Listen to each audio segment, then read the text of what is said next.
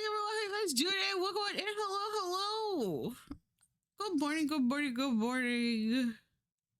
It's morning. I'm so tired. But we got a stream today. Don't listen to the noise. Shut up. Shut up. I'm sorry, I'm doing a thing. Ignore me. Okay, I'll do the rest of this later. Gosh, be quiet. Why is it so loud? Oh my god. It's embarrassing. But hi, hello. It's another birthday! It's Kater's birthday!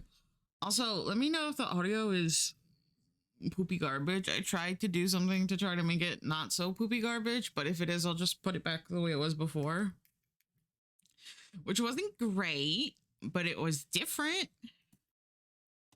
Also, oh wow, look at that, it's my avatar, but it's not moving as much because my computer is poopy garbage, and but I still want to use this avatar, so I made a version that is lower fidelity, I guess.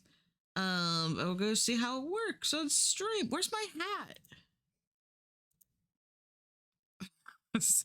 Sorry, hold on. Hat. No, put my hat on. Okay.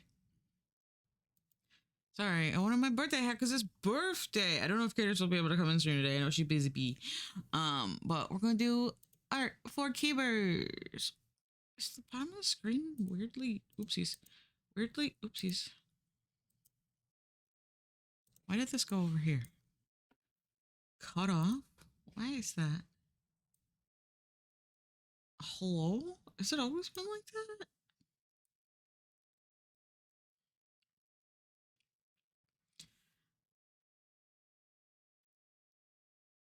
What the fuck?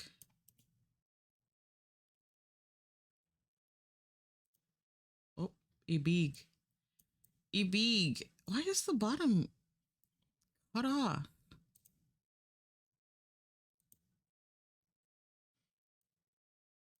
It looks like it's like accounting for my top bar at the bottom. I don't know. But we'll just do it like that. It's too big. I gotta remember the hotkey. Center to screen is Control D. I gotta remember that. I'm lagging a little bit, but that's okay.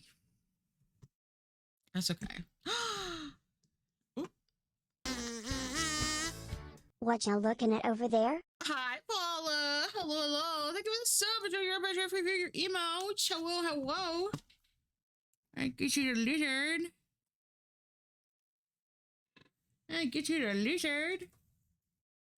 Sorry, I don't know. Sorry, a little gremlin.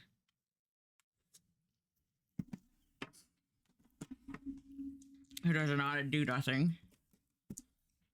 Load, damn you.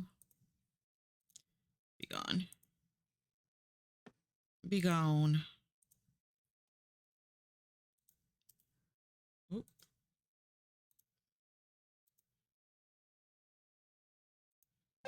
Load the thing. I almost said P yellow. Pearl yellow. Dude,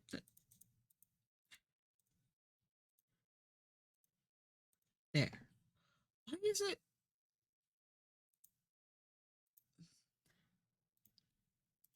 Why is it?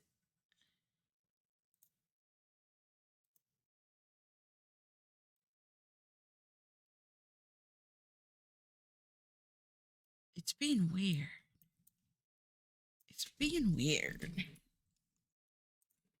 I don't know, but pearl yellow. There you go. Beautiful pearl. Let me do a better job. Save. There we go. Little bird. There we go. Art. But yeah, we're doing Kater's birthday. We're doing Kater's art. Let me make these all bigger. I love big mush. I love big stupid whoosh. All right, like that. Actually, I'm really tired of shopping. My sleep's been all messed up, and I only have myself to blame. Many births today. Many births. In January, big birth. Big birth time. Big birth time. But we got Twilight. That kind of looks like a butt. I might need to change that. The Winter Soldier. Stardew Valley. Poppy, Duckator's dog. Gabizbo from Gweblin's, a raccoon, a libgo, and scissors because she likes crafting. She's a crafty beach. Duplicate this and then delete all this because I just want the ruler. And hello, can I have everything turned on? We're gonna draw Keter stuff for her birthday. Excuse me. Sorry for a burp. Sorry for a burp. I'm all the things today. Also, Paul Boro fella and Piter birth. Not sure you're familiar with them. I don't know who they are. But is it their birthday today or just this month? Oopsies.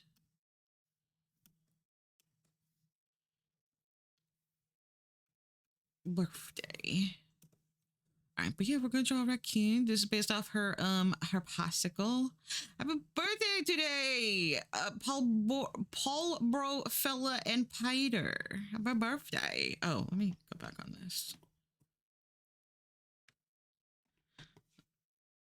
Okay, I might need to change. We'll see.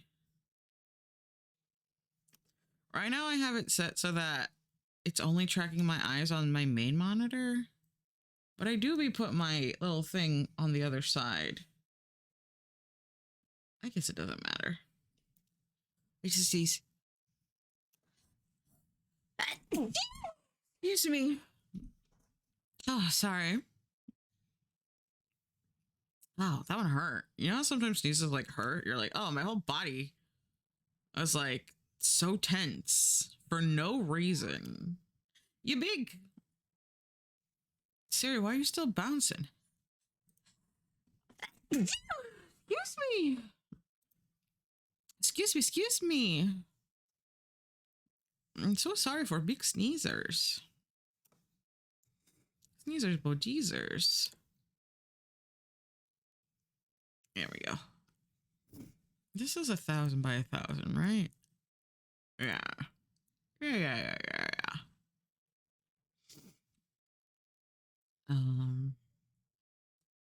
Yeah, we're doing raccoon. We're doing raccoon. Oh, you know what? Let me use the circle tool. Make my life easier. Let me make sure this is the right pen. Alright, I use Real G.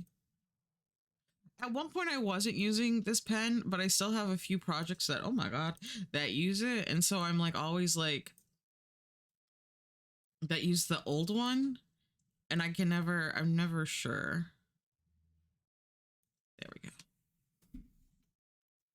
Now I have perfect circles. Get on the right layer, idiot. I'm sorry, I shouldn't say mean things about myself like that. That's not nice. Oh, the nose. The nose. The little raccoon nose. The raccoons are hard because they're more than 2 colors. They're 3 colors, but I feel like you could tell this is a raccoon. Even with only 2 colors. Actually, let me do a thicker. Oopsies, because the brush size doesn't really matter.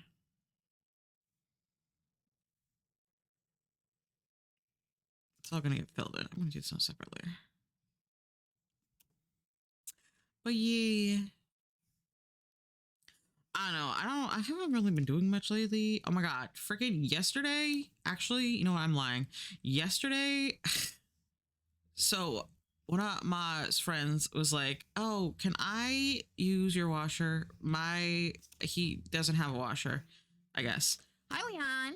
And yeah, he was like, "Oh, can I use your washer to do laundry? Because he like usually does it at his one of his parents' house, but he just doesn't have that chance to." And I was like, I don't want him like at the house. And mom wasn't gonna be home; she was gonna be at work. And so I was like, you know what? You just tell him to give it to me, and I'll do it, and then he can leave. Because like it's gonna take like a couple hours, because like the dryer takes like an hour to go. I don't know if our dryer is like exceptionally slow, but like it takes a minute. um and I was like, I'll just do it. And then mom was like, I make him get you McDonald's. And I was like, I think so. uh so so I did his laundry in exchange for McDonald. And then I also needed to do the dishes, because the night before last I had made ham and potato soup, and that always makes a huge fucking mess.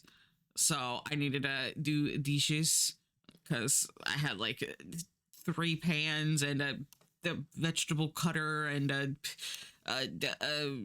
strainer and the thing, and it was just like, okay, I gotta do all that because my sink is full. And then for dinner, I made meatloaf and mashed potatoes, because I had cut too many potatoes for no, it's a chopper. It's like, no, shut up. It's one of those things where it has like a grate in it, and you put the vegetables on it, and then you smush it, and it cuts all of them at once. It like smushes them through the grate like hell Hellraiser. I don't know. I've never actually seen Hellraiser. I think I saw like a scene of Hellraiser from when I was a child on accident, because like the adults didn't realize I was still awake, and I was like, "This is scary." And then they were like, "Oh my god, you're still awake. Go to bed." I was like, "Okay."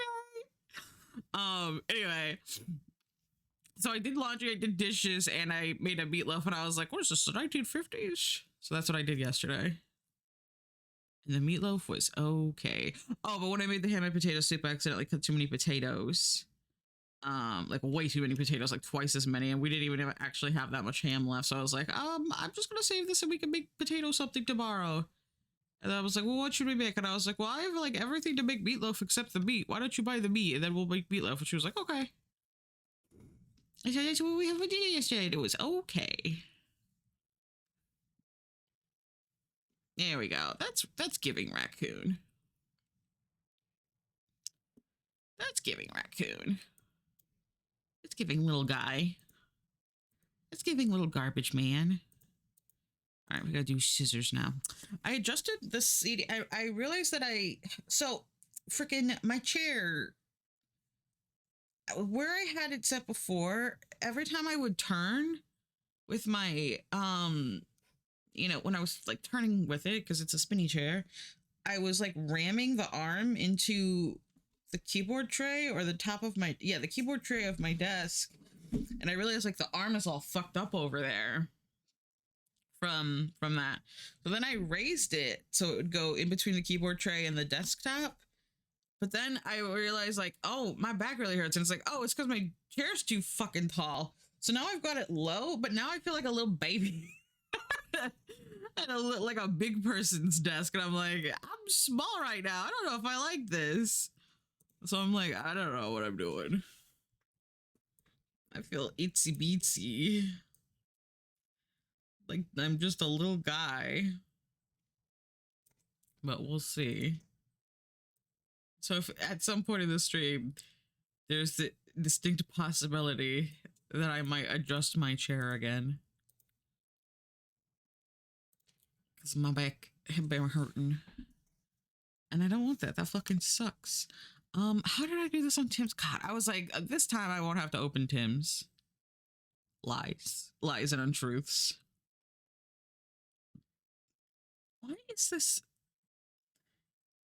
It is cutting stuff off. Why is it cutting off the bottom?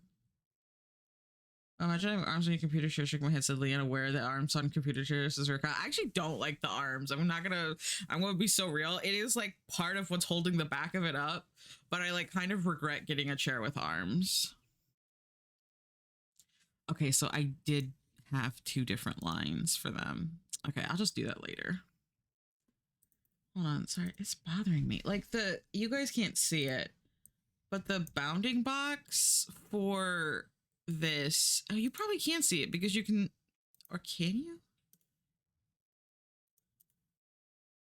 The bounding box on this is off. Like on my screen, I can see the raccoon down there in the bottom corner. I can see the whole icon. And for you guys, for some reason, it's cut off, and I don't know why. And it didn't do this before? I have a filter on it? Oh. Well, that'll do it. Okay, never mind. I figured it out. All good. There we go. I suppose I ought to get ready for work. Blah. I'm sorry, baby. Hold on. I wanted the corners to be rounded, though. Why is it like so much higher on the bottom? What the flippity? Hold on. Recenter mask. Okay.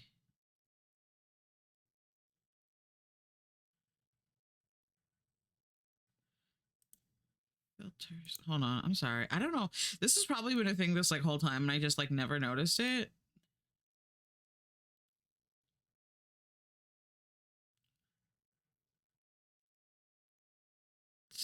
Okay. Hold on. 80. Oops. 7. 20. No. No. Undo.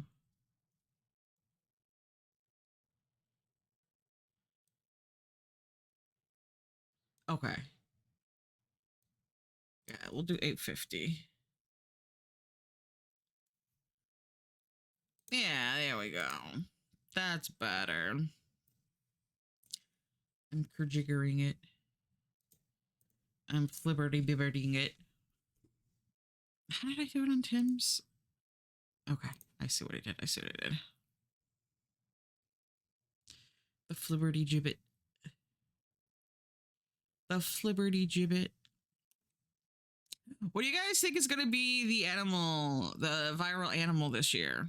I was watching Smosh Mouth, the Smosh podcast, and they were doing their new year, their 2026 predictions, and they were like, what do you think is going to be the viral animal this year?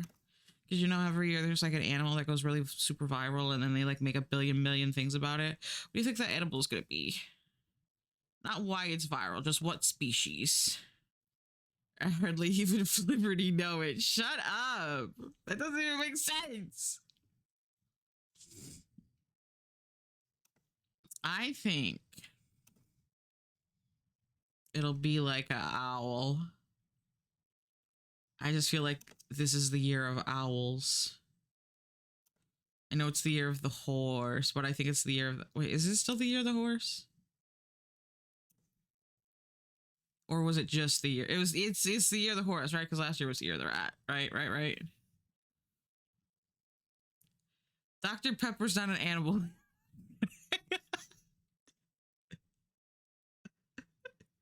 Just get mad at you about it.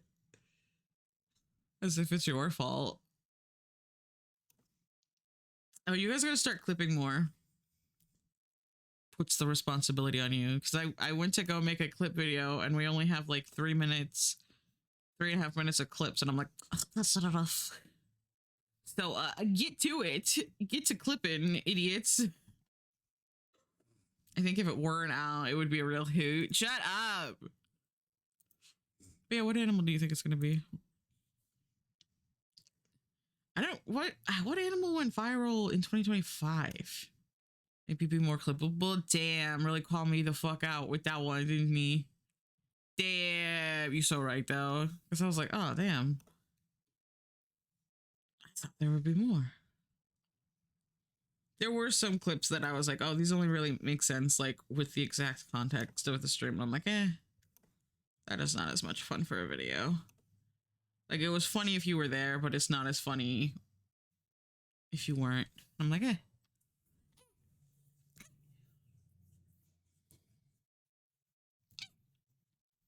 I'm having my tea.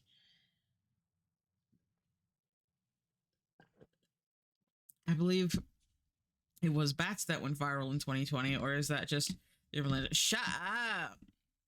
What do you think is going to be viral in 2026?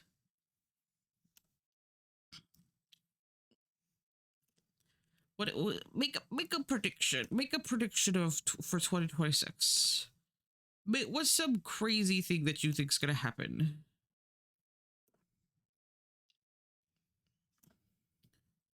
What do you think is going to happen? I'll tell you the Smosh People's ones. They said, I don't know, what was the viral? How would I know? It's just name an animal that you think people would like. In 2025, it was that hippo, Mudang. That little baby hippo that liked to chomp. They said that they thought that they were gonna find a new fish, which I feel like that's not a very good prediction, just because I feel like they're always finding new fish. Like, fish just be out there. Fish just be out there being found all the time.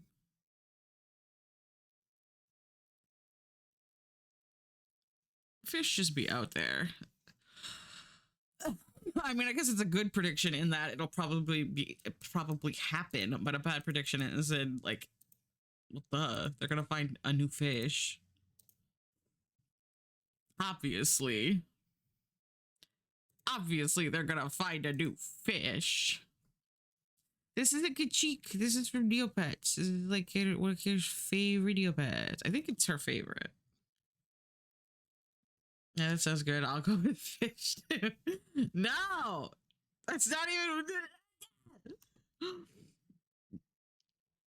Oh my goodness. Look at how cute the Kachik is. I'm not a big Kachik girly, but it's cute. I'm more of an Ixie girl.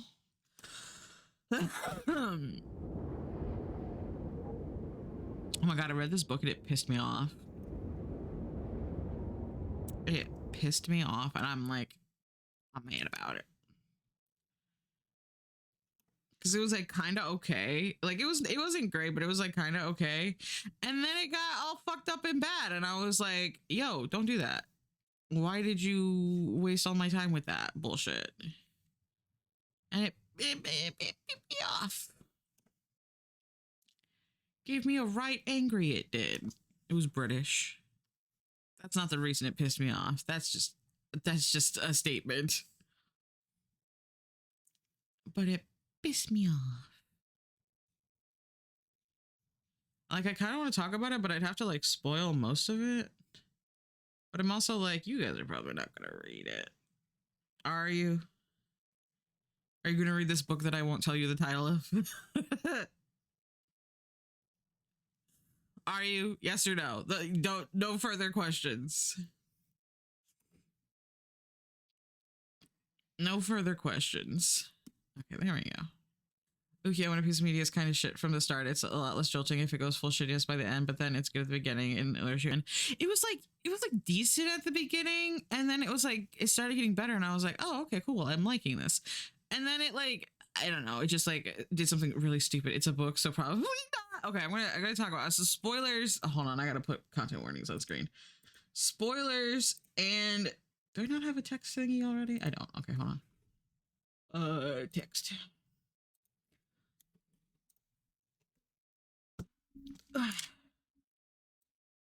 Hold on, it's gonna be the wrong color. Be blue. And be the font that I like.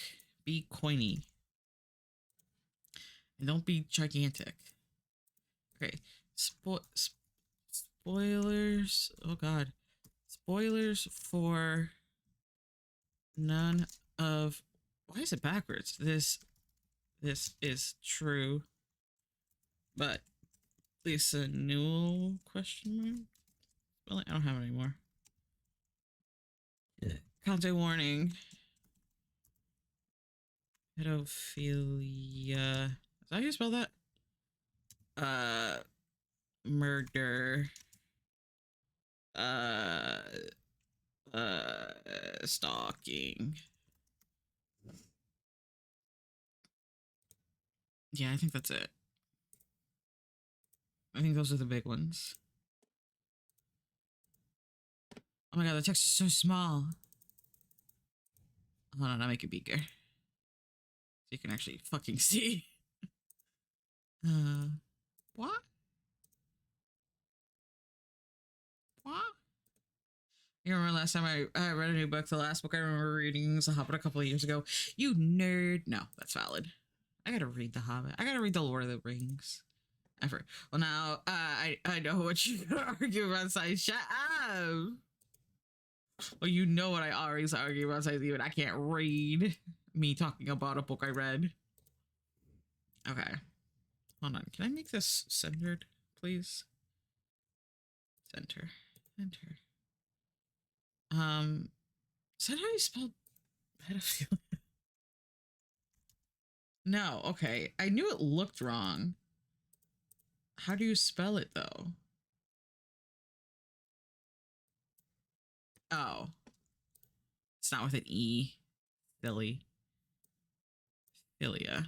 Duh. Yeah. There we go. Sorry.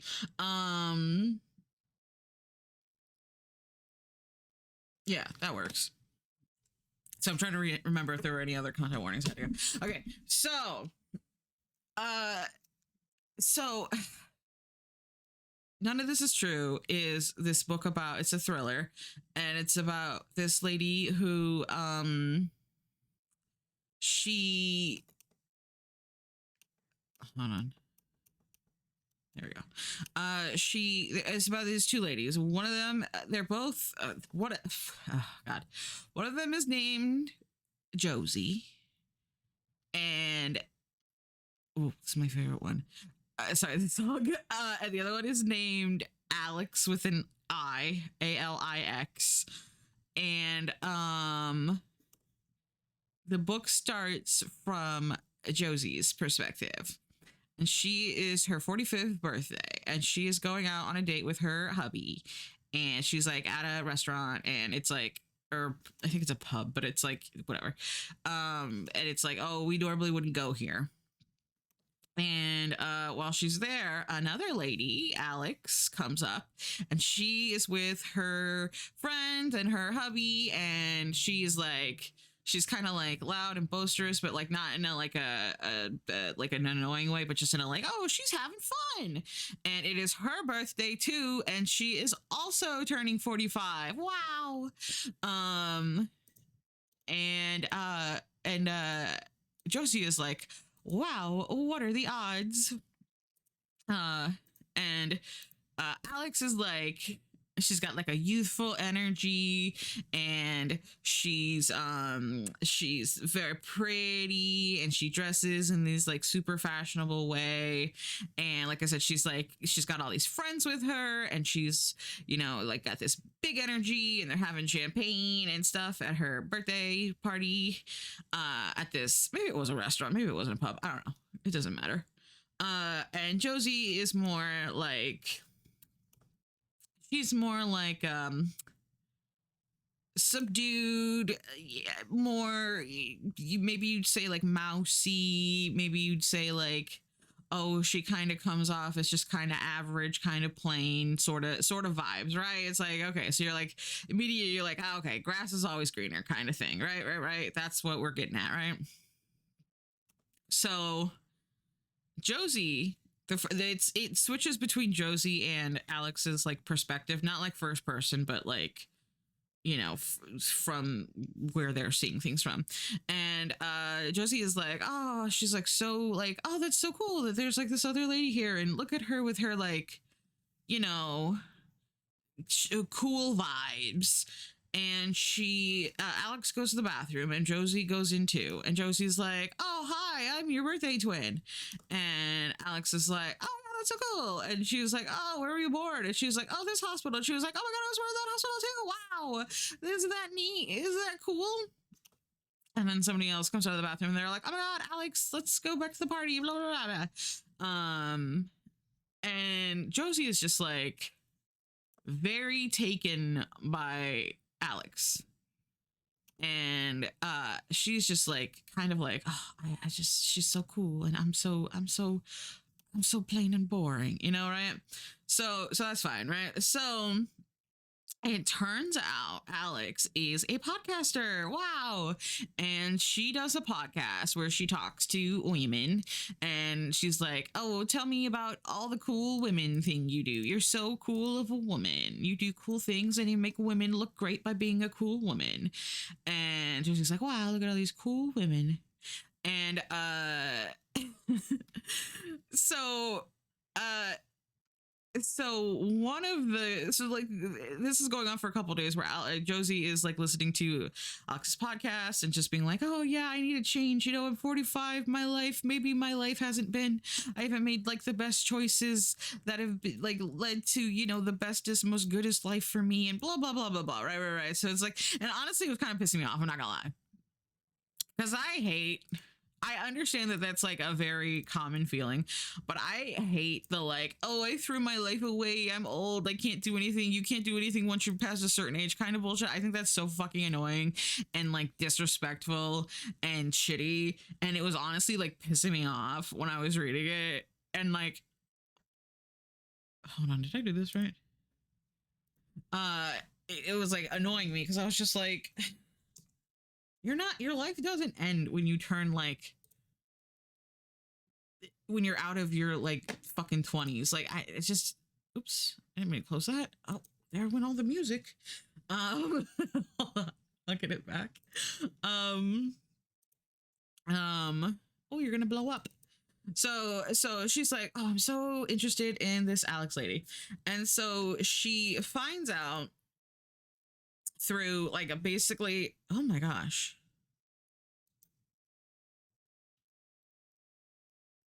Okay. Through like listening to this lady's podcast and all this, that her children, and like stalking her on Instagram, that like Alex's children go to the school that Josie's children went to when they were in school. Josie's children are like in their 20s, and Alex's children are in their they're like in grade school. I did do this wrong. The one conference where I think it would be would to give a character that stuff. Oh no, I'm over 40 and my life is over would be if the character then goes through a developmental arc where they realize, oh wait, never mind, that's some bullshit. Yeah, I don't know. I just find it like so insulting. I feel like I've seen and read a handful of things lately that have done that, where it's like, oh, I'm old and there's nothing no point in trying to learn anything or get any new hobbies or better myself in any way because I'm not, 17 anymore. So there's no way I could ever, it fucking irritates me so much. And most of the book wasn't actually like this. But the beginning was, and it was like, I remember like doing dishes and like kind of seething over it, like too much actually, but it was pissing me off. So she finds out where Alex's kids go to school, and it wasn't as stalkery as it sounds right now, though later anyway. So this is Gizmo. So she goes to the school, and she's like, because she has a dog, and she's like walking her dog, and she's like, oh hey, it's me, the lady from the bar or whatever, wherever we met. Wherever we had met from, and it's like, oh hi, how are you, blah blah blah. And she goes, oh, my kids used to go to school here, and I've been listening to your podcast, and I have to talk to you, I have to talk to you. And Alex is like, okay. And she's like, please, I have to talk to you. And she's like, I kind of can't right now. I gotta, deal with my children. And she's like, okay, I work at this place. Can you come? And she's like, I guess, whatever. Seething over it too much. Can't relate. I've never done the same thing for any piece of media. And so I think at some point it like switched to Alex's perspective, and Alex is like, seemingly wonderful life, beautiful house, lovely children, husband, but husband keeps going on these like benders, and he's going missing all night, and then he'll come back in the morning or in the afternoon the next day, and she's like, where have you been? And he's just like, I'm sorry, I got a little too drunk last night, I'm sorry. She's like, fucking ew, gross. No, she's more thoughtful, but she's more like, I don't like this, like, don't do this. Which, good for her. So Josie's like, so Alex goes to see Josie, and she's like, hey, blah blah blah, what's up, why, what the fuck you want, bitch?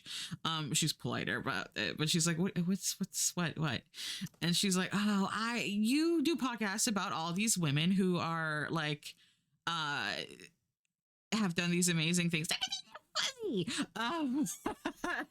And have you ever considered doing a podcast about people who are about to make a big change in their life? And she's like, well, it'd be kind of hard to like pin that down. And she's like, I am about to. And she's like, okay, I'll do a podcast with you.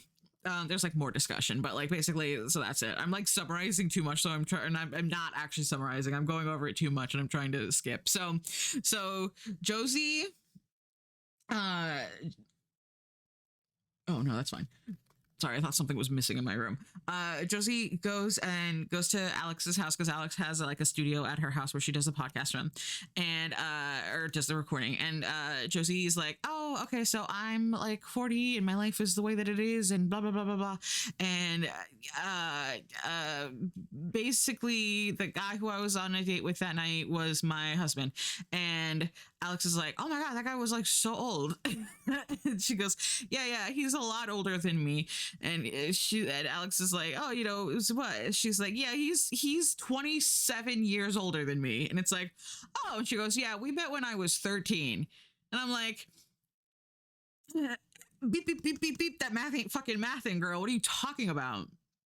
And so it's like, oh God, that's like fucked up and horrible. And she's like, yep. So that's my life has not been mine my whole life, because I've been in this situation, and I've got like 2 kids with this guy, even though they're like adults and they've moved out since then, or well, one of them moved out, the other one didn't. And it's just like, and I'm like, oh, okay, it's shit. And so X is like, oh my god, that's horrible, I'm so sorry. And she's like, yeah. And she's like, okay, well, we got enough audio for, like, she's not like dismissing it, but she's like, okay, we got a good amount of audio for today. Let's, come back on to this another day. Right. Like it's like, it's again, it's not like dismissive. She's like, okay, there's only so much you can talk about at one point. And so, Jody leaves. Josie, not Jody. I might call her Josie a couple times. Her name is Jody. So Jody leaves, and when she leaves, she steals a Nespresso pod from Alex's jar of Nespresso pods. And it's like, ew, why are you doing that? And so over the course of more little interviews and stuff, Josie talks about how like her kids, they had like lots of trouble because there was like their upbringing was kind of troubled because of the home environment, and her mom was like a huge narcissist, and just her life, and she's trying to make a change, she's trying to do better, and she's like making small changes, and she's like hanging out with Alex, and every time she goes to hang out with Alex, she like steals something from her house. Like she steals the Nespresso pod, and then she steals a hand soap from the bathroom, and then she steals a bracelet, and she's like taking all this stuff. And so like the whole time you're like, oh, it kind of sucks that Josie had this like shitty life, but also why are you like stealing this woman's stuff, right? Like, that's fucking weird.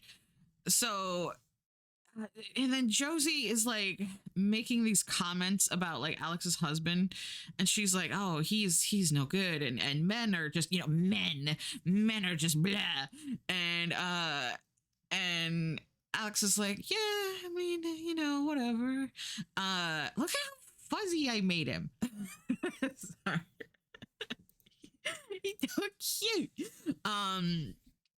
So so uh so like, you know, we're learning about Josie's life, but also she's acting like a freak in a way that like Alex doesn't actually realize it yet until at one point Josie comes over while they're not home, and they see on the Ring camera that she went into their recycling and took a magazine out of it, like a I don't know what it was, like a home, you know, decor magazine, some whatever, who cares, and stole it out of the recycling. And they were like, that's fucking weird. And Alex is like, yeah, whatever, the podcast is interesting, so I'm gonna keep going. I mean, play devil's advocate a bit. A lot of men are like, blah. Right. So, right. So, like, when Alex is like, haha, yeah, it's like, yeah, I also agree, but also Josie is being like a little, it's, you know what I mean? Like, on the one hand, yeah, but on the other hand, she's like, it's giving man hating. Right. So, except, okay, anyway, I'll talk about that later. So Josie's being fucking weird, and like she'll come home, and when she gets home, her oldest daughter, Erin, she still lives at home, and Josie says that Erin is probably on the autism spectrum, and we're told that Josie feeds her baby food. She like only wants to eat baby food, and so she feeds her baby food, or she, like, at one point they make like cottage pie or shepherd's pie, and maybe it was cottage pie, I don't know, and she like blended it, and she leaves the food outside the door for her daughter, and she says her daughter is like always on the computer, and she's got her headphones on and she's gaming, and she's like always just like in there, and she says every time she like goes to the door there's like a horrible smell. And so like a part of you when you're reading that is like, oh, something fucked up is on the other side of that door, or she's just stinky. It's one of the two. And so every time I like read that, I was like, what is on the other side of that fucking door, right? And also, like, why are you feeding her baby food? And it's like, cause like that's weird. Like, I have textural issues with food, but it sounds like they eat baby food. That's nasty. That's only for dumbass babies. So Alex is acting, you know, or not, excuse me, Josie is acting fucking weird. And Alex is like, haha, yeah, it's fine, but also like, yeah, my husband is kind of being an asshole by like not you know, getting fucking wasted all the time. And hold on, I wanted to color some of this in. Because like Gizmo has one white eye. If I colored all this in, would you recognize that as Gizmo? If I maybe, hold on.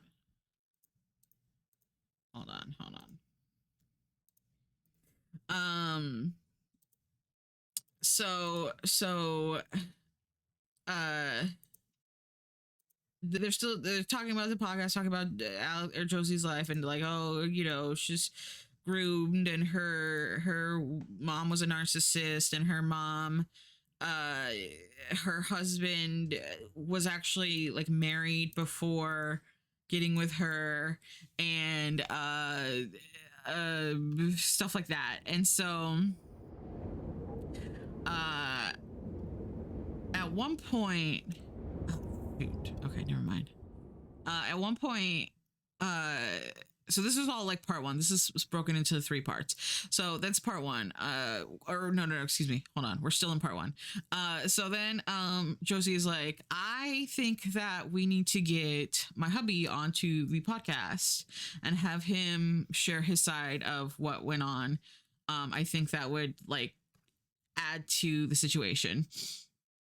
And Alex is like, how are we going to do that? And she goes, invite him over for dinner and invite us over for dinner, and we will come over, and then we'll like talk him into it or something like that. I can't remember, but they're going over for dinner, and Alex is like, okay, and they were like, you have to make sure that your husband is there, because if not, it's like, oh, he's a man's man, he'll only want to be there if there's another man there, right? And it's like, okay, so they go over, Josie and Walter, his name is Walter, go over there, and Nathan, which is Alex's husband, is like, yeah, I'll be over, no worries. And he's like, I'm gonna go drinking with my friends a little bit, but then I'll be over. And she's like, you fucking better not fuck this up for me. And he's like, I won't, I definitely won't. And so surprise, surprise, he doesn't come home. And so they're having their thing. Wait, is that gonna work? Hold on. So they have their dinner, and like Josie is being super like what's the word, abrasive to the husband, to what's his face, Nathan.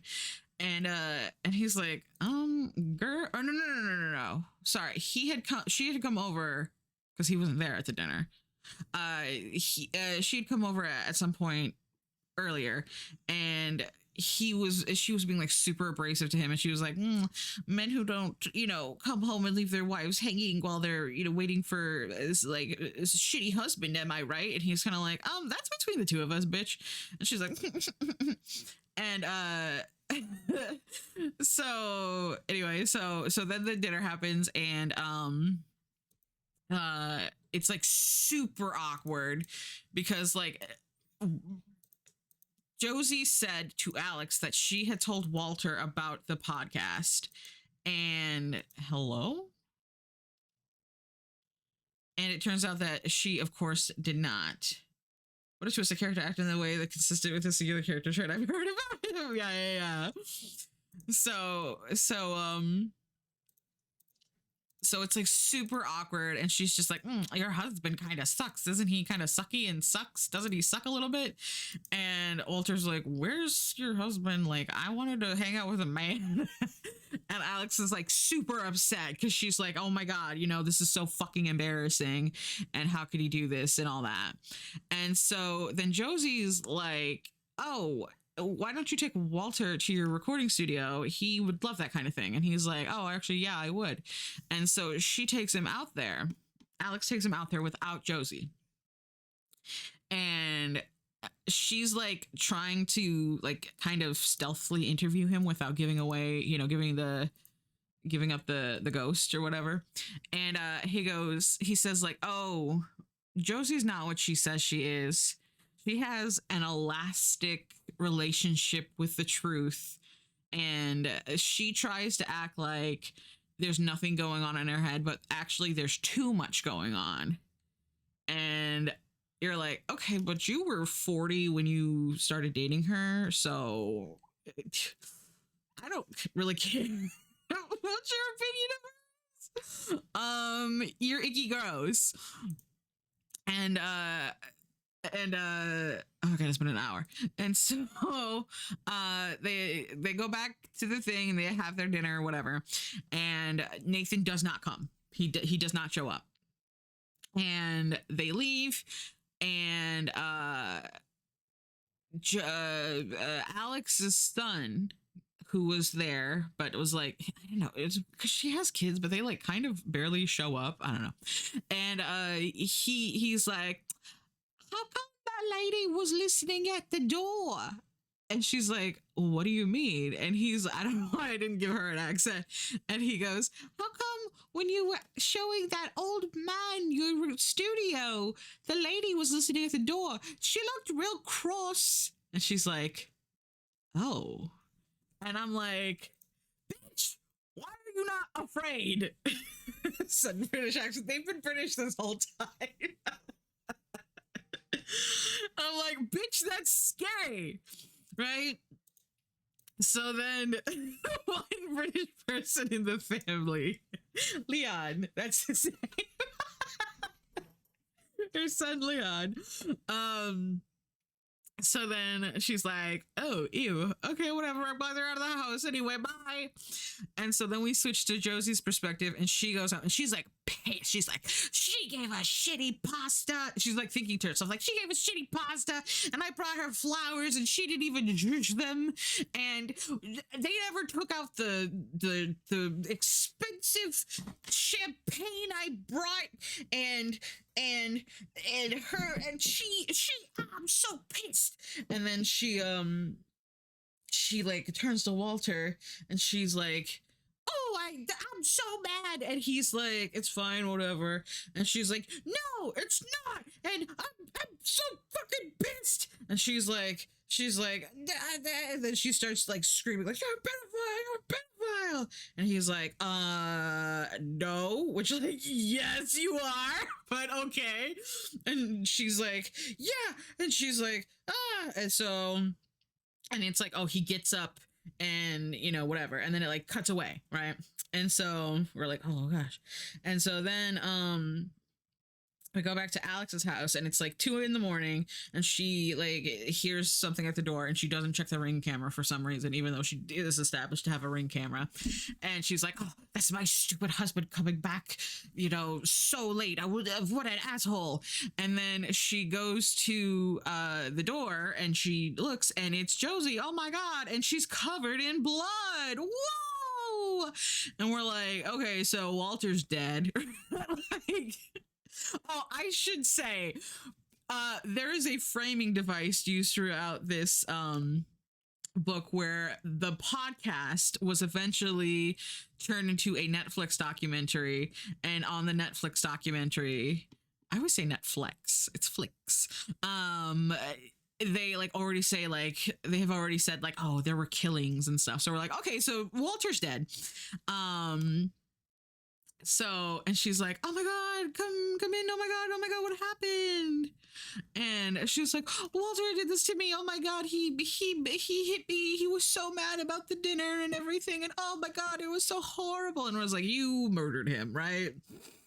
I feel like you murdered him. Now, the title of the book is None of This Is True. So there was a part of me that was like, maybe she didn't. But I was like, I feel like she did. Netflix streaming weightlifting videos on demand. Hell yeah. And Alex is like, oh my God, I have a friend who like runs the biggest women's shelter in the country, and I can get you all the things you need.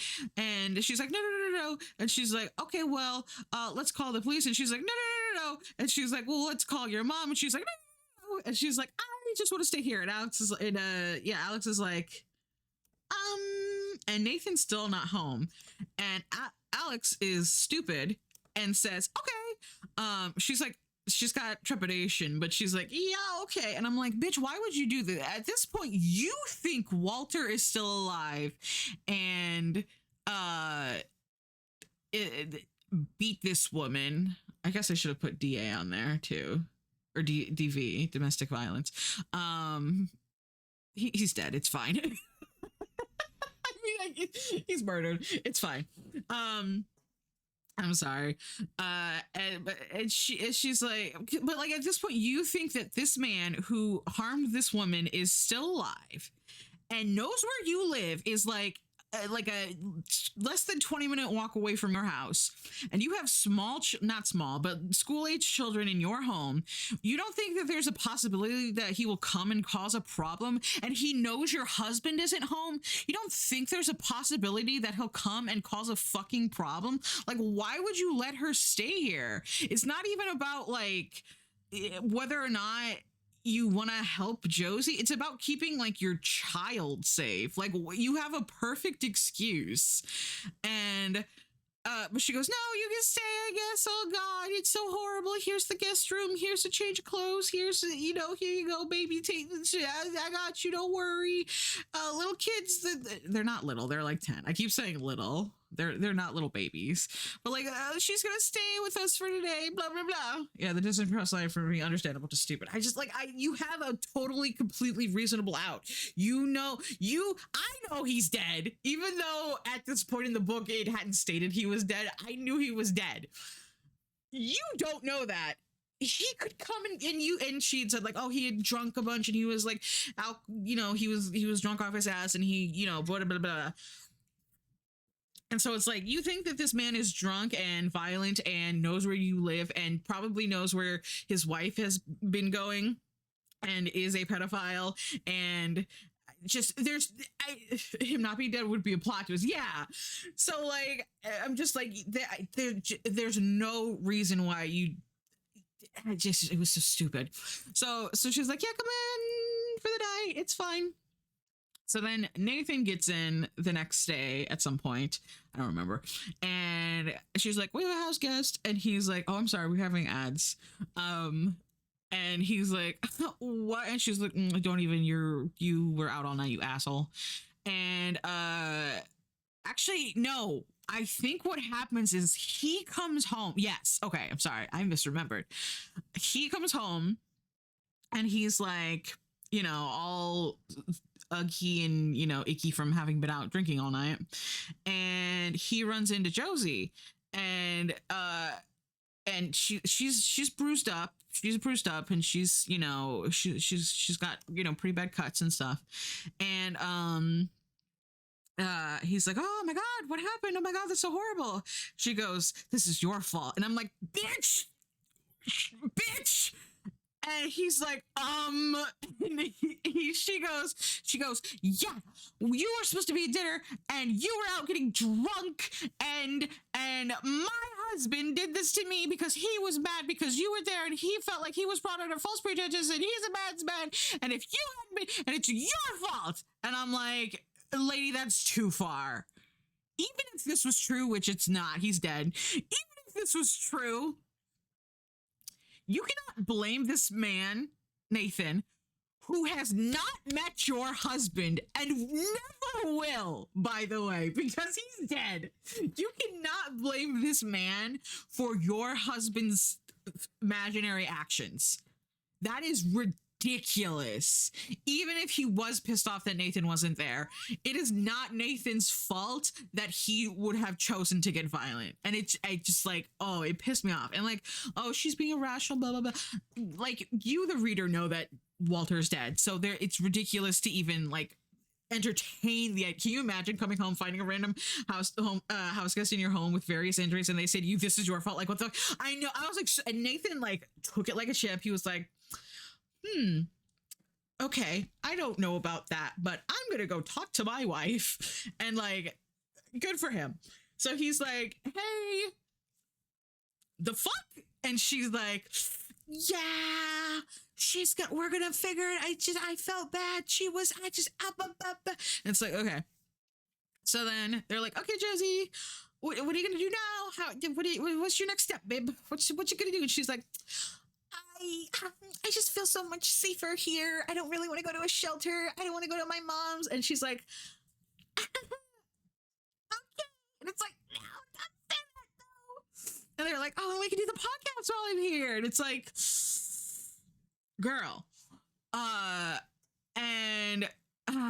And she's like, do you want me to go back to your house and get you some clothes or something? Cause like, you're wearing my clothes.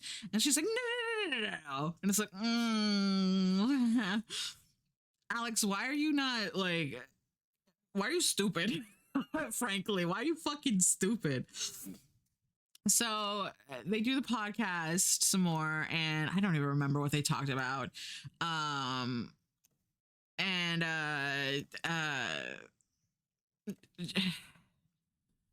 Josie is like not wanting to leave, and like when they're cutting to her perspective, she's being fucking weird, of course. And we're like, geez, I wonder what's going on. And like it is being interspersed with like cuts to like, oh, here's the person who found her. Oh, she brought her dog with her. His name is Fred. I never told you, but his name is Fred, and he is there. and he eats something and it makes him shits, and he shits the bed, and Alex is, or excuse me, Josie's like, oh my god, I'm so sorry, I'll clean it up, and Alex is like, no, don't worry, I got it. Fred, also secretly British, and I think he's Australian. No, he's a Pomchi, so whatever, whatever that is. Even better idea, Alex. Go to her house by yourself to collect clothes. So she's like, okay, she's like, I'll clean it up. Just give me the cleaning supplies. I'm so sorry. She's like, okay, whatever. And so then Josie, I don't remember what happens, but Josie's like not there for a minute. Like I think maybe she's in the shower. I don't know, or maybe she's in the front yard or the backyard, or the garden, because it's British. And Alex is like, I'm gonna change her sheets, and she does, and she finds under the mattress. I did this one. Okay, she finds under the mattress a key, and the key is bloody, and she's like, oh, and it's like not a house key. It's like some other kind of key. And she's like, oh my god, what the fuck? And so she like just slips it back under there because she's like, I should know about this.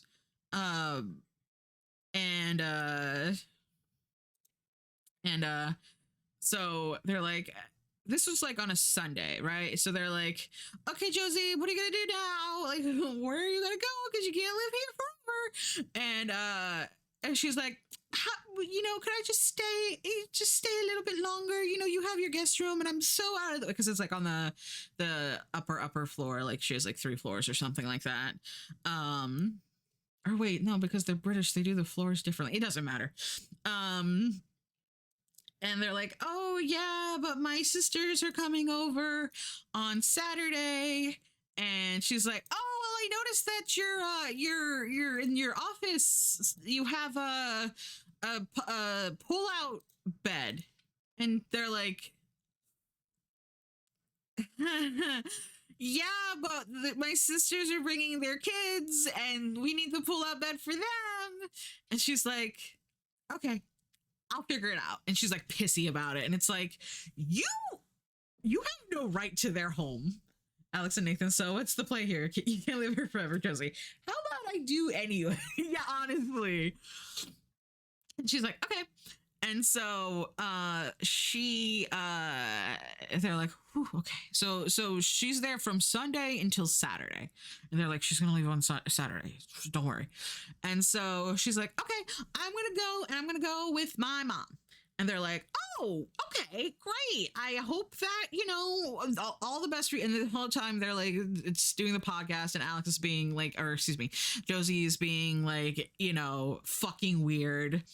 And, at one point, this was before, Alex had found out about, so Josie's youngest daughter, Roxy, moved out when she was 16, which I think even for the UK, that's really young. Not that like the UK, like that's young here in the US. I think that's also young in the UK. And she, because like, again, like tumultuous home life, whatever. And she had a friend named Brooke, and Alex, through some snooping, found out that Brooke had actually gone missing years ago, around the time that Roxy had moved out. And I don't even remember if she brought it up to Josie, but she's like, this Brooke girl, she went missing. Interesting. And we're like, okay, so Josie murdered her. Interesting. Josie's youngest daughter and one of Alex's kids are both British. Shut up. So they do the podcast, and the whole time Josie's just being like, they finish it out. They finish it out before she leaves, and she's continuing to be a fucking freak about it, like just saying fucking weird shit.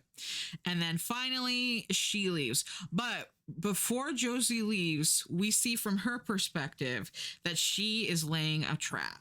She, in Alex's, not Alex's, excuse me, Nathan, she was going through Alex's a Nathan's, because they both live in the same room, closet, and she found in Nathan's one of his like suit jackets or something.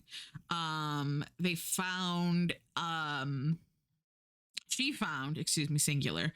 She found a small white baggie, or a small baggie that had white powder residue in it, which never gets explained. Which is presumably coke, but it's never explained. Oh, I should have put alcoholism on there too. Sorry, alcoholism. It's too late now, but I should have put that on the trigger warnings. A hotel room key card. A small bag? Me? You, yes, you. And a crumpled up receipt with like a hold on, I'm giving you the lizard. You can summon enjoy your attribute, your emotes, and your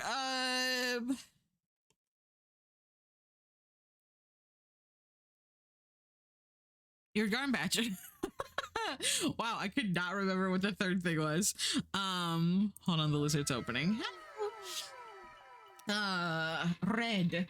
So Josie, before she leaves, she puts those items in Alex's shoe, in one of her shoes in the closet, to make it look like it like maybe fell out of one of Nathan's coats.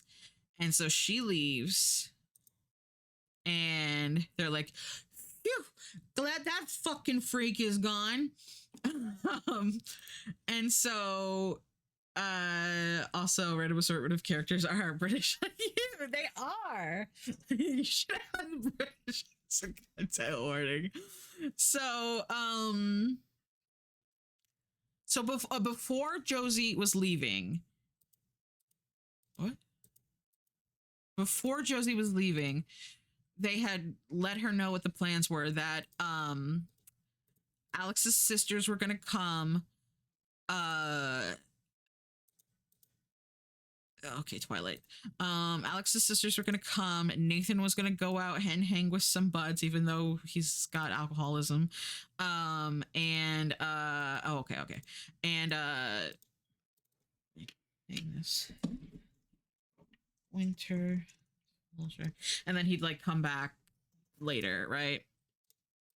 So Josie sets the stage that like, oh, he's been cheating on you, and she writes on the receipt with the smudged number on it, Daisy. Only a few of them are British, don't worry, they're all British.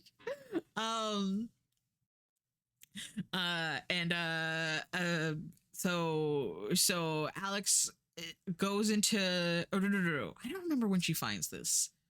I don't remember if it was before or after. I guess it doesn't matter in the grand scheme of things. So she finds the baggie, she finds the hotel, not the key card, but the cardboard sleeve that the key card goes into, and the thing, and she's like, oh, it must have been after he left. Oh, okay, yeah. So her sisters come over, they hang out, they have fun. They're like, oh, he's gonna be back soon, don't worry.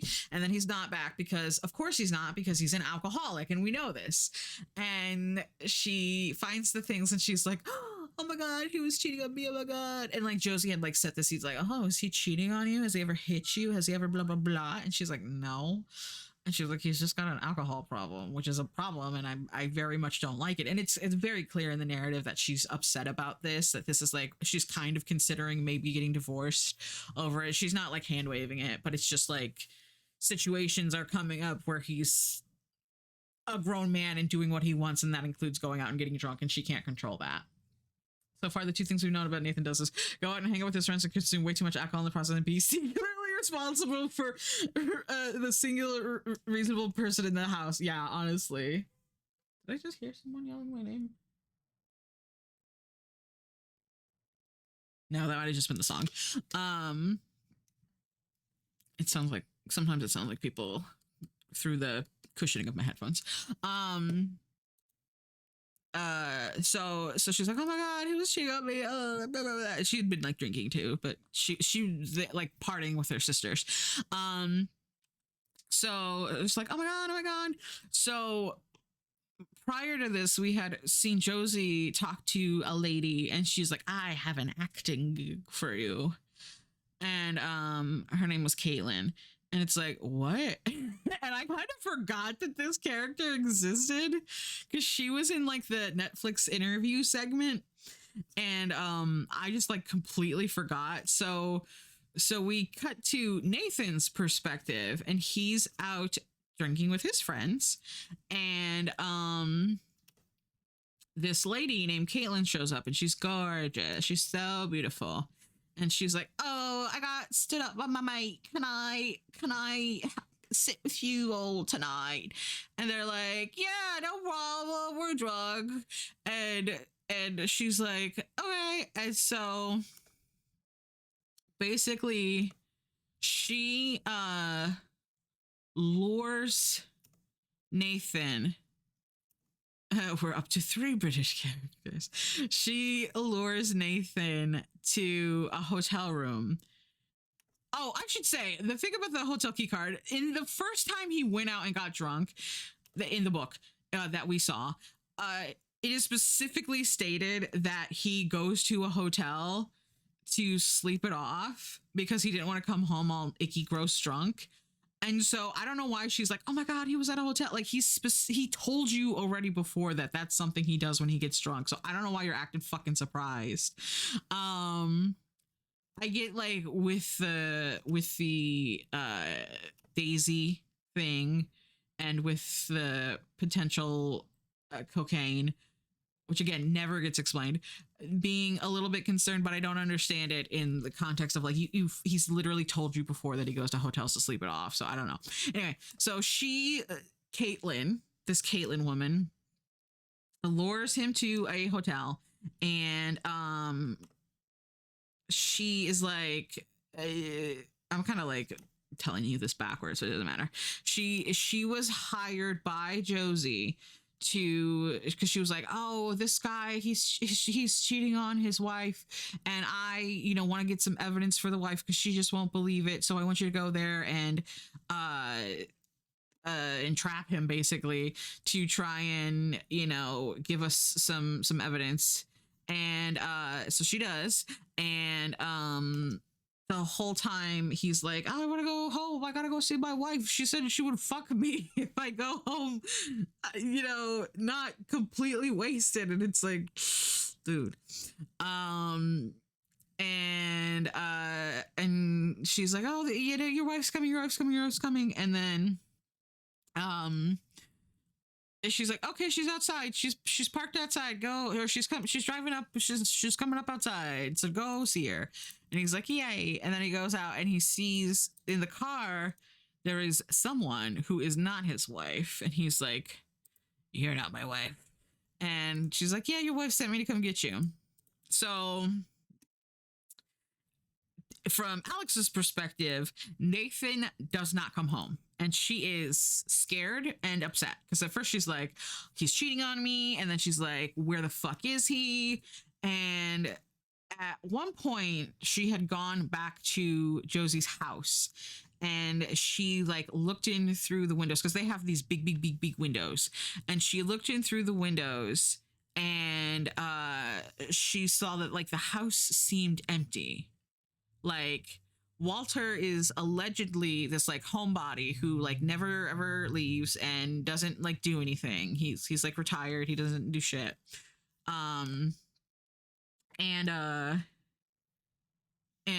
So it's like, oh, it's weird that even though he had this domestic situation, he's just like not home. Like, why wouldn't he be home? And oh, I should say, Josie said that when she left that night that she was allegedly beaten up, she had gotten her daughter out, and her daughter went to go stay with a friend. Well, he's certainly some kind of body. And at one point, I should say, I just skipped over this and I'm sorry, I forgot. Alex was talking about she was like trying to get the timeline straight, and she was like, okay, so what happened that night? And she goes, so we walk home from your house, and he was right cross, he was Lego. And then he was hitting me and all this, and it was horrible. And he just beat me down. And I grabbed Aaron, and then we grabbed our bag, and we grabbed Fred's bag, and we just left. And Aaron went with her to go be with her friend, and I came here because this seemed like the only place I could be. And Josie's like, or excuse me, Alex is like, but you didn't come to my house until 3 a.m, and you left at like 8-ish. And Josie's like, yeah. And Alex is just like, so wouldn't you have been in your pajamas? Because it was like late at night. She goes, I thought you said it was right when you got home. And she goes, no, it was later that night. And Alex is like, okay, so you would have been in your pajamas? And she goes, yeah. And she goes, but when you came here, you were wearing the dress you left in. And she goes, but she goes, well, yeah, I'm not gonna walk around across town in my pajamas, which, like, yes, you would if you were dealing with it very likely would do if you were dealing with a domestic violence situation. She goes, but your dress had blood on it. And she goes, Alex, you don't believe me? And it's like, no, obviously not. And it's like, no.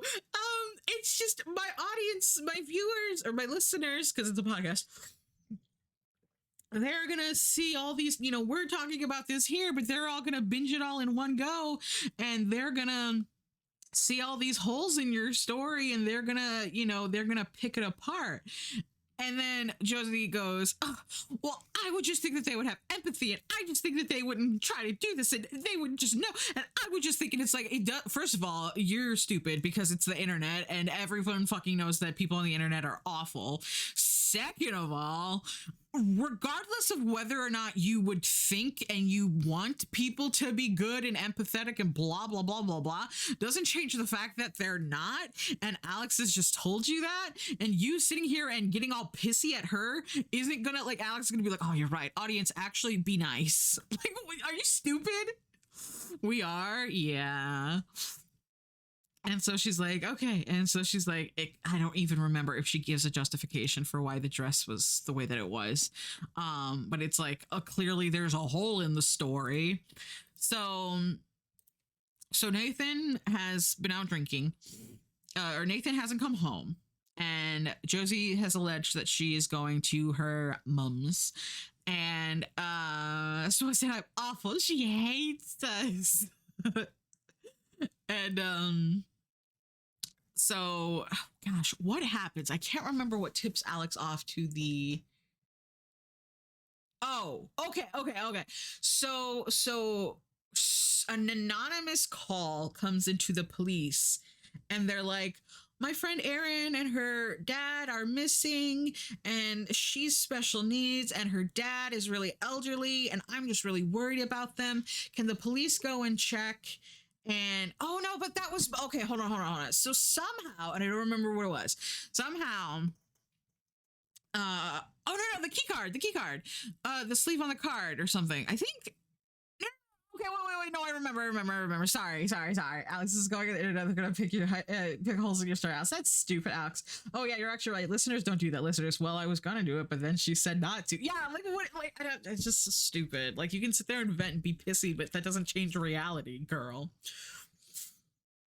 So, the hotel that Nathan got lured to, that at this point we did not know he had gotten lured to, but I already told you, calls Alex, and they're like, hey, your husband checked into this hotel and he kind of fucked it up a lot, and he didn't have a card on record, so we're gonna need you to pay for it. And Alex is like, oh my god, he has been missing. Can I get, oh no, I did this with the wrong pen size, shit.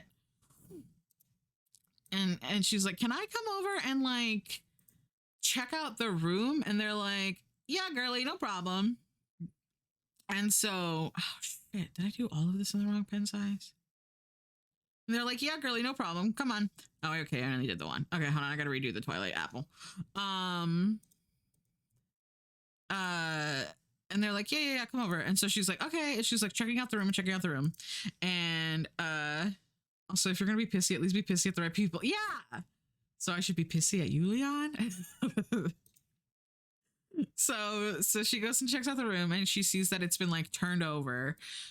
There's clearly been like some sort of fight or struggle, and she sees that there's like a drop of blood in like one corner always. And so she's like crying, and she goes to the front desk and they're like, and she's like, oh my god, my husband, he was here and he's gone missing, and I just know, can I see your cameras? Oh my god. And which reasonable, I'm like making fun of her, but that's just because she's been stupid this whole time. And they're like, oh my god, girlie, yes. And so they show her the cameras and they show him leaving, and they see that he gets into a car, and they see that at first he was like, oh, I'm gonna go in the car, and then he's like, well, wait a minute, you're not the person I thought you were gonna be. And then he goes in anyway, and they get the plate number. And then she's like, can I see in the hotel room she found like ladies' underwear and shit, which is just like, okay. There's like a lacy thong in the corner or something. And she's like, can I see the other woman leaving? They're like, yep. And they go, oh, she looks fine. And then she sees like a scratch on her face. And I don't understand what the point of the scratch was. I guess so she could be scared about the blood, because like it didn't really amount to anything. I don't know. So she's like, oh my god, my husband's missing. And she goes, who checked out the hotel room? Because obviously you said my husband doesn't have a card. Gigi's bag. So who was it who checked out the hotel room? And they're like, oh, we're not supposed to tell you this, but you're like so distraught. So it was someone named Erin Fair, which is Josie Fair is the lady. And she's like, Erin Fair, but she's a recluse. And so she's like, oh my god. So she goes to the police and she goes, my husband's missing and Erin Fair did a thing. And they're like, okay, sorry about it, girly. And she has like a connection with the police because of her podcast. So she like calls a detective and she's like, can you please run these plates? Oh my god, I'm so scared. And they're like, oh yeah, it was a rental car rented out to Erin Fair. And she's like, oh my god, that's the same thing. And then so then somebody calls in about Erin and her father being missing, and the police go to check, and they break down the door, and oh my god, he's dead. Who could have guessed?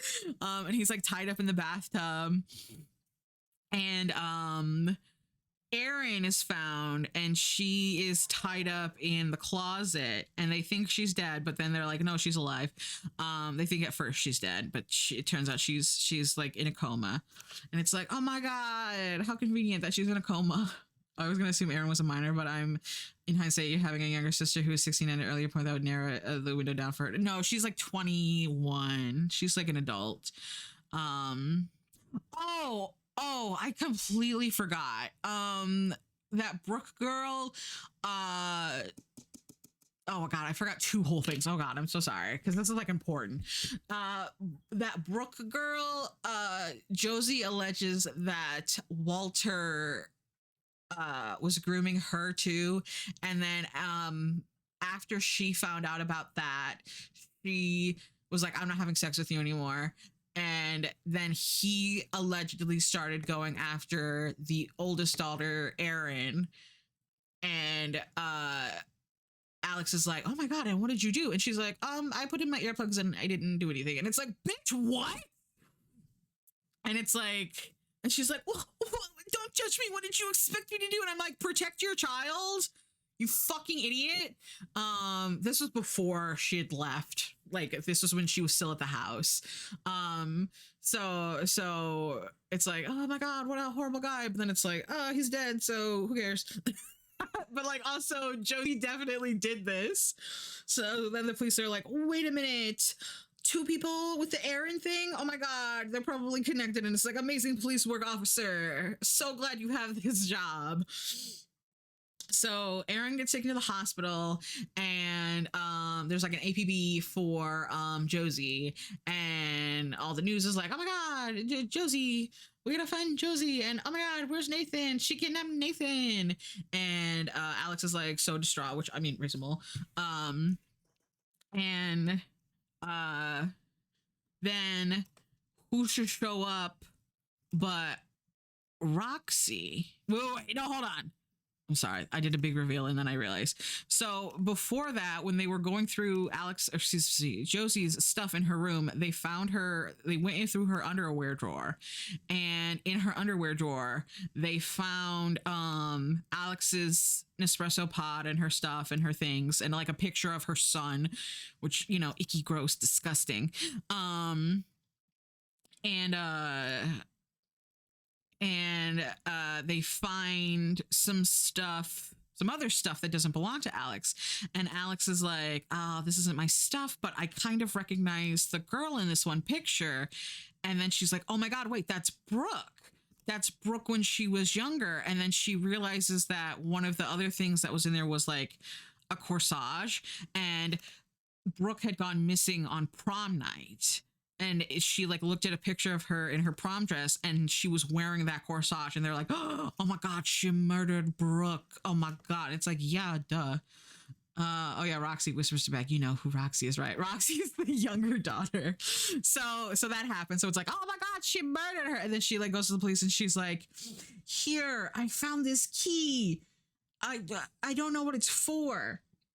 So then Roxy shows up, the younger daughter that had run away when she left the family when she was 16, and who had been friends with Brooke, and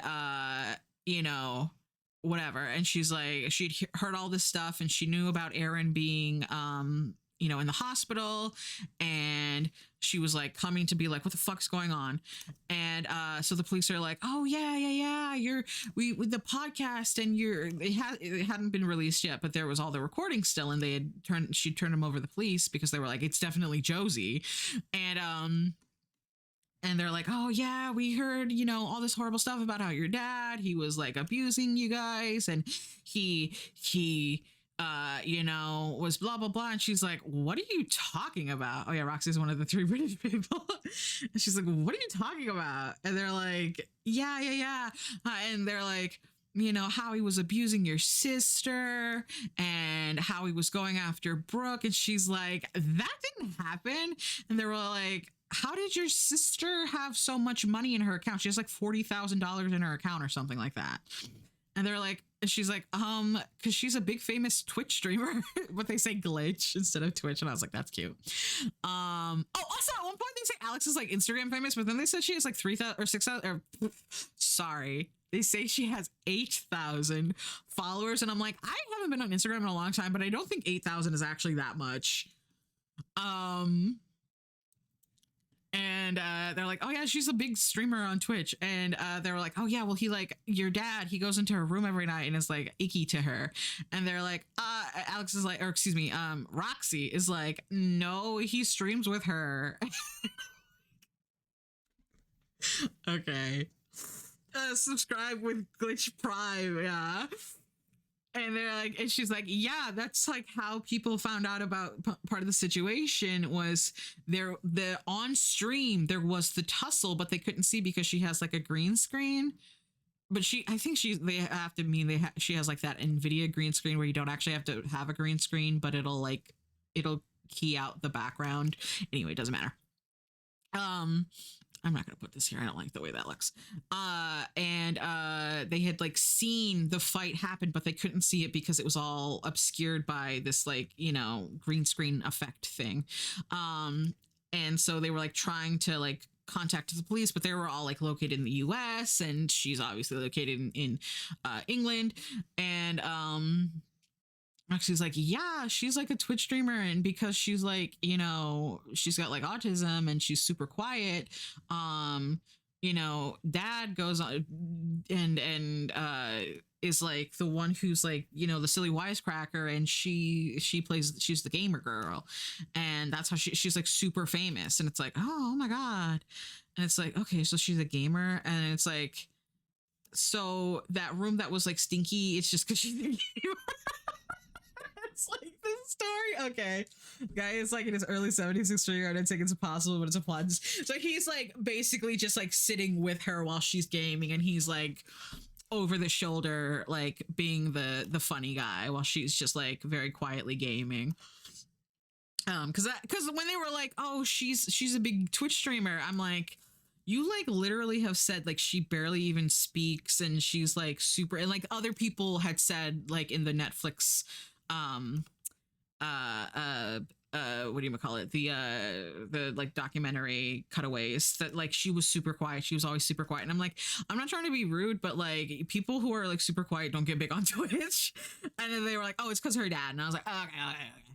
So that's fine. And they're like, oh yeah, this is Pops. This is my dad, Pops. And so they like were like, oh, Pops. And it's like, I could see that. I could see like somebody who's really quiet and their dad comes on and he's silly. And they're like, oh, I love the relationship between your dad and you. That's so cute. I love that he supports your gaming.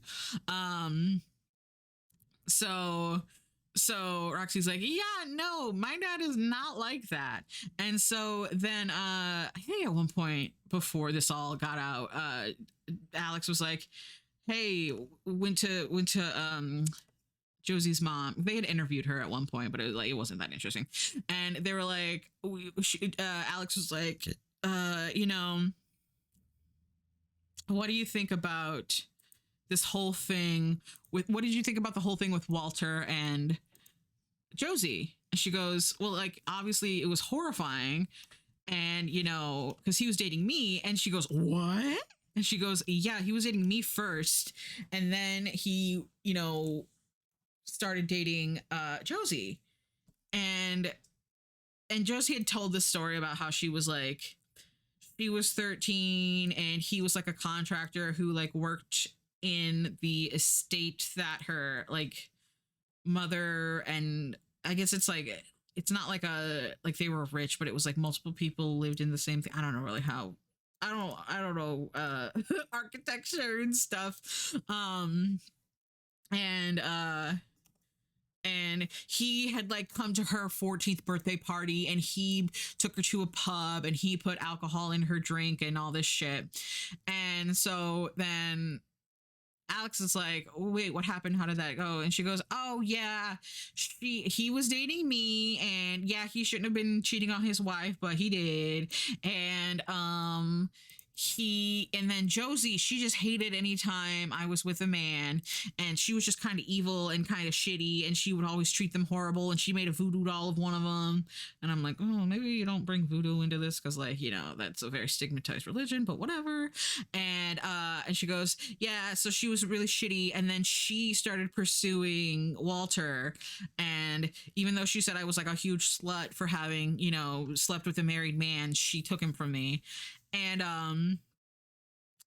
Alex is like, oh my god, that's crazy. And she's like, yeah, I know that Josie wants to say that she was groomed, but she wasn't. She was the one who pursued him, and she wanted it, and so she got it. And I'm like, hey, that's not how that fucking works, actually. Oops. It doesn't matter if she pursued him. He, a 40-year-old fucking man, said yes when he could have and should have and was supposed to say no. I don't care what the fuck she was doing. He should have said no, unless she was literally holding a gun to him for the 30 fucking years they were married. He's not responsible for him saying yes. Never, ever, ever. And it pissed me the fuck off. And they were like, yeah, she wasn't groomed. And it's like, fuck you. So then they find out that Josie is at this like resort, and she had booked a hotel, and she kept Nathan there, and they find him, and oops, he drowned. It was like a resort, and there was like a lake, and she accidentally gave him too much like chloroform or whatever. It wasn't chloroform, but it was something to keep him quiet, and oops, he drowned. And Alex is like, "Oh, this was my fault. Oh my God. I can't believe this." And it's like, it really wasn't. Like, I mean, you were stupid the whole way, but like, it kind of wasn't your fault.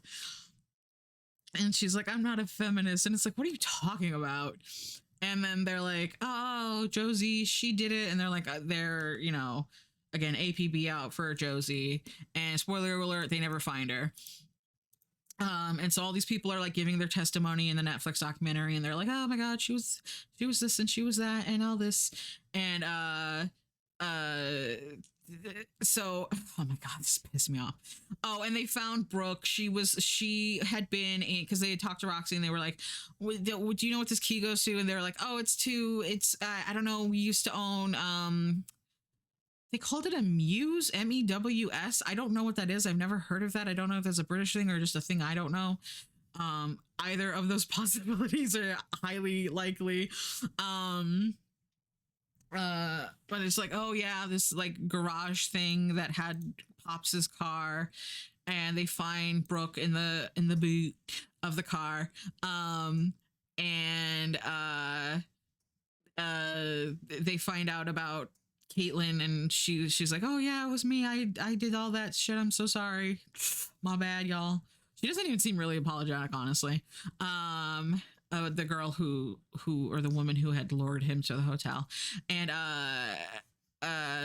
fucking so they find Brooke, and they're like, "Oh my God, she was decomposing and she's still in her prom dress." Oh, and so I'm not a real feminist because someone kidnapped and killed my husband is not logical. Oh, she's like, "Oh, if I was a feminist, I would have." What did she even say? It was so stupid.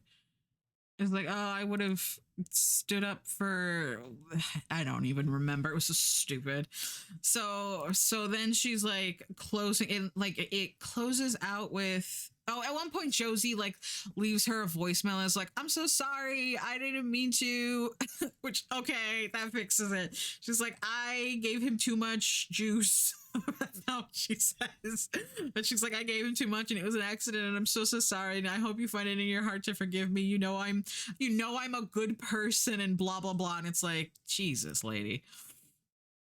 And so Alex is like, we get to hear like the last bit of Alex's podcast, and she's like, "This and this and that, and I felt this and that, and I just want to say, Josie, if you're out there, you're a basic bitch." And I'm like, what? Like, what do you mean? That's what you said.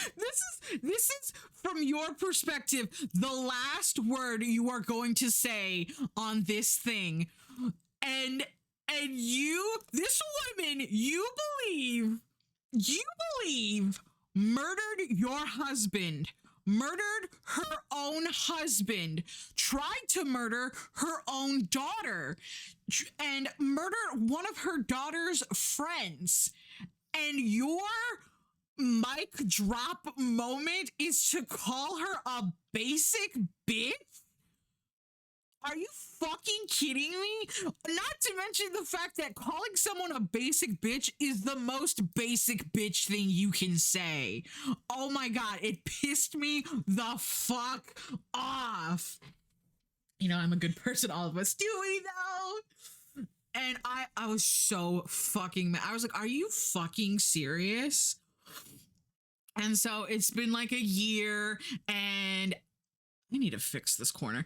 And Alex is moving on, and her husband's super dead. They had like a funeral, whatever. Who cares? He's not real. I don't really care all that much. And she's like, "Oh, I'm trying to live my life. I'm trying to do better now, and blah blah blah blah blah, and move on from all this." And she gets a text from like an unknown number, and it's from Josie, and she's like, "Really, Alex? A basic bitch? That's fucked up. I'm a good person," and blah blah blah. And it's like, listen, you're right to call her out first. Basic bitch, because that was cringe as hell. But like, shut up. You're so annoying. Also, why are you trying to like stop leaving a paper trail, idiot? I mean, I guess it's like a digital paper trail, whatever. And then right, so it's like, oh, and there was like COVID happened, and it was like, okay. They talk about COVID happening, which is like, I guess.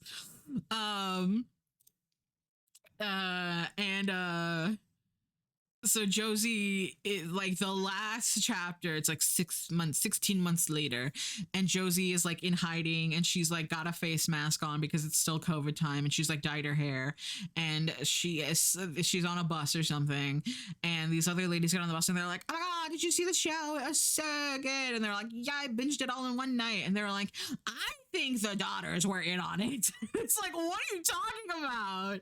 It's like, yeah, some of the stuff didn't add up. And I'm like, what do you mean? You're crazy. And I'm like, I mean, I guess that's like a lot of the true crime girlies are really like, I don't think the victims did it, right? And so, and then it's like Josie's like flashes back to like 10 years earlier or whatever, or whenever Brooke disappeared. And it's like she remembers that Roxy was standing there over Brooke's body and crying, Mom, what do? I didn't mean to. And she remembers, you know, loading her in the car and doing what a mom is supposed to do and defending her child. She's like, I remember that night, you know, when we got home from Alex's house, and Walter, I told him that I was going to tell everything, and he got mad, and then he clutched his little chest because he was having an old man heart attack because he's an old man who married a 13-year-old, or I think she was 18 at the time eventually, or 16 or whatever, but he's a pedophile, and he clutched his old man chest, and then my daughter Erin came out and started beating me with the remote. I'm sorry, that's not funny. And yeah, I think that's what happened. I really think that's what happened. And I'm like, are you serious? Like in this last fucking chapter of this book, you're trying to be like, actually, Josie wasn't that bad. I mean, she did kill a guy and cover up a murder and then leave her husband and her daughter to die, and kidnapped a guy and eventually murdered him and stalked a lady, but she wasn't all bad because her daughters might have killed a woman. And it's like, yeah, maybe, or what? What are you fucking talking about? Right? So my copy that I got from the library, it said has a special bonus chapter. So I thought that was the bonus chapter because I got digital copy, but that's not correct. I was mistaken. I did not have the bonus chapter. They probably just put the most recent cover they had on it. Apparently, there is a bonus chapter that I read on Wikipedia. I didn't read it on Wikipedia, but I read the summary that months later, Erin and Roxy have moved in together, the sisters, and Roxy has anger issues and Erin just can't stand it, and she's so upset about the murder that they covered up that actually did happen, and she goes to Alex and she's like, you're gonna need to make another podcast. And I'm like, oh, okay, so that stupid chapter that I read that I thought was tacked on and bad was actually supposed to be in the first book, and this other extra chapter that makes it even stupider and bad is also okay, cool. And yeah, that was it. That's what happened. Legally binding marriage would only have been possible happening after she was legally. Yeah, they said she was. I don't know what the minimum marriage age in England is, but she was, yeah, really stretching the definition of bonus here. But yeah, I was like, ugh, just like, because even the first time, because like when Josie had been talking about wanting to get with Walter, she was like, I did want him and I felt like I had power, you know, because I had something that so many people want, which is coochie, and you know, it felt so powerful to give it to him. And I'm like, ew, are you like trying to like use the teenage temptress myth to like make Josie out to, like, because at this point we already knew that she was like fucking crazy. But I was like, are you trying to use that to try to make her sound like she's like a worse person than she is? And it turns out, yep, they were. Cool. Awesome. And I was mad because this book had like 4 stars on Goodreads. And that's a good rating on Goodreads. I don't need to be mad anymore. That's a pretty good rating on Goodreads. And I was like, why? because it seems shitty and bad. And so I went to read the reviews, and thankfully, most of them were like, hey, most of the ones that were not 5 stars were like, hey, the pedophile thing was weird. How they were like, it's not that bad, actually. And there was like a line that Alex gave at the end where she was like, you know, Walter wasn't the best man. He was kind of a bad man, but he didn't deserve to die. And I'm like, oh, we're paying lip service to like the fact that, oh, pedophilia is actually bad. It's like, yeah, Alex. I don't know. It just pissed me off. And I was so mad. And thankfully, a lot of people agreed with me that it was shitty and bad. Except for that one person who really pissed me off because they were like, oh, technically the legal age in the UK is 16 and no, shut up. You're weird. You're weird. You're weird for thinking that a 40-year-old is cool to be dating a 16-year-old. You're fucking weird. You should be embarrassed for saying that publicly. You should be investigated, frankly. But yeah, so I read that and it was bad. I gave it 2 stars. Wow, but like the whole is, I don't know, it's just so stupid. I've done exactly 0 research into them. If someone can legally get married to someone much older, it's not relevant information in my life. Right, exactly. But I just, I don't know. Piss me off. Bad rain book. Yeah, so that was None of This Was True by Lisa Newell? I don't know how it's spelled. And it was bad. It was like okay. That's the thing. It wasn't even bad. It was okay. But it was also bad. And it infuriated me because I was like, this could actually have been a good book. It could have been a little bit stupid, but it could have been good. But then you like really, really just decided that, yeah, let's pretend like the child was the predator. Like, cool. That's a choice. Is that what I want? Yes. Yes. Oh, but I need to put the little hairs back. And so I read that, and it was, and it took me like 4 days to read, which that's not terribly long, but it's long enough that it aggravated me. It was bad. I'm 34, so if we're going to parse out the exact laws to determine whether or not it should be legal for me to marry some girl you're too young for. Yeah, exactly. Oh, and also I forgot. At one point they say that Walter, his first wife, because he was cheating on his first wife with Josie's mom, and then started dating Josie, and they're like, oh, how old was your first wife when you met her? And he goes, oh, I was in my 20s and she was like 10 years younger than me. And it's like,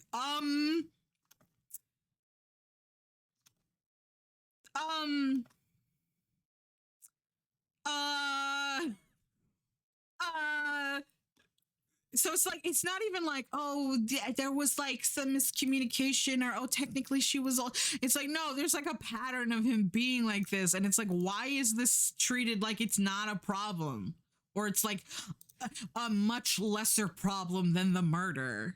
Like the murder, I feel like they're on equal ground personally. It was so fucking bad and terrible and shitty. It pissed me off. I should do a stretch. But yeah, so that was None of This Is True. If any of you guys want to read it, don't. Oh, and I was reading the acknowledgements in the back, and I was like, oh, maybe this is like her first one or whatever, you know, whatever. I was trying to like justify stuff. And then she goes, yeah, 21 books in. You'd think they'd get easier as they go on. And I'm like, oh, okay. Okay, oopsies.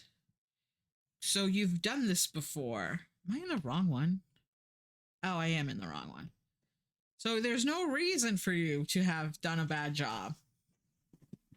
And she goes, you know, I wrote this one super fast. And I'm like, maybe you should have slowed down and made it better. Oh yeah, it was just, it was the book. It was the book. Yeah, 27-year age track could be fine if they met when they were like 30 and 57 or something and hit it off, but unusual. But hey, they're adults, whatever. Yeah, exactly. But no, like she had her kids, you know, she's 45, her oldest is like 20, so she was like 20 and her or 20 something, I don't know.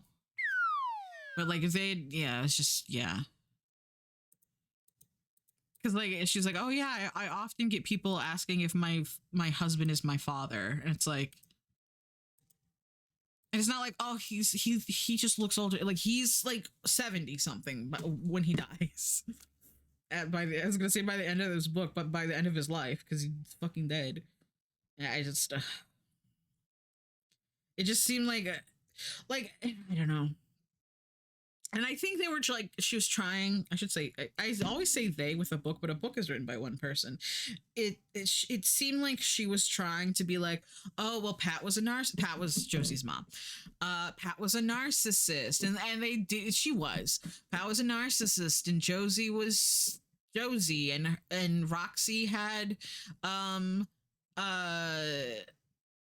I can't remember some sort of behavioral disorder that like made her like be against authority. They said a thing, and Walter was a pedophile, and it was supposed to be like, oh, all of them, the whole family was kind of fucked up, and Aaron like helped cover up the murder, and the whole family was kind of fucked up. So you know they were all kind of bad, but it's like, yeah, but one of them was bad in a way that was different than the other ones. And it's weird that that one got kind of hand waved. You know, everyone was pissy about the murders and about the oh, I wanted to get a picture of Poppy of the oh my goodness. Everyone was pissy about the murders and about the narcissism, but when it came to the pedophilia, I was like, well, it wasn't that bad. And it's like, oh, it was actually. Can I get a picture of Puppy? Cater's dog Puppy? I don't know. So, I'm still trying to finish my stupid Jaws book. I'm like so close. I have like 3 chapters left. I keep getting pictures of her all curled up. Okay, because she is black on her. So it'd be like here, right? Because like her little face is brown. It doesn't look right though.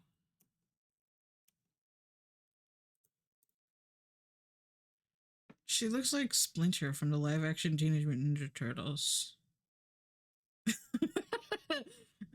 Slash loving.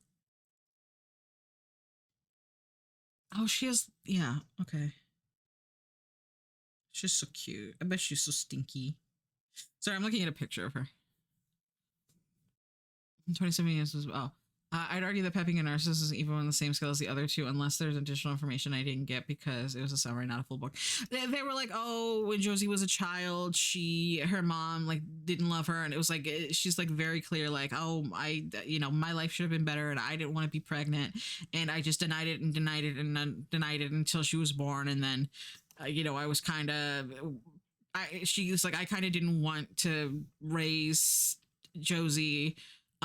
But she's also like, Josie was kind of evil. And it's like, well, yeah, that's kind of why you didn't want to raise her. It was because it was treated like it was worse because at the time Alex was still taking Josie at her word, and she was like, yeah, I can understand why you went from your narcissistic, abusive, like emotionally abusive mother or oppressive mother to being groomed by this man because you had an upbringing where that was the norm. And it's like, yeah, in theory, except for actually she was the one who was the bad because she lured. It was so stupid. I don't know.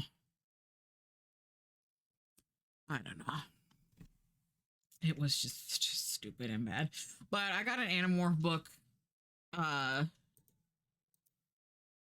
checked out, so hopefully I read that next. And then I have a better time because fuck that.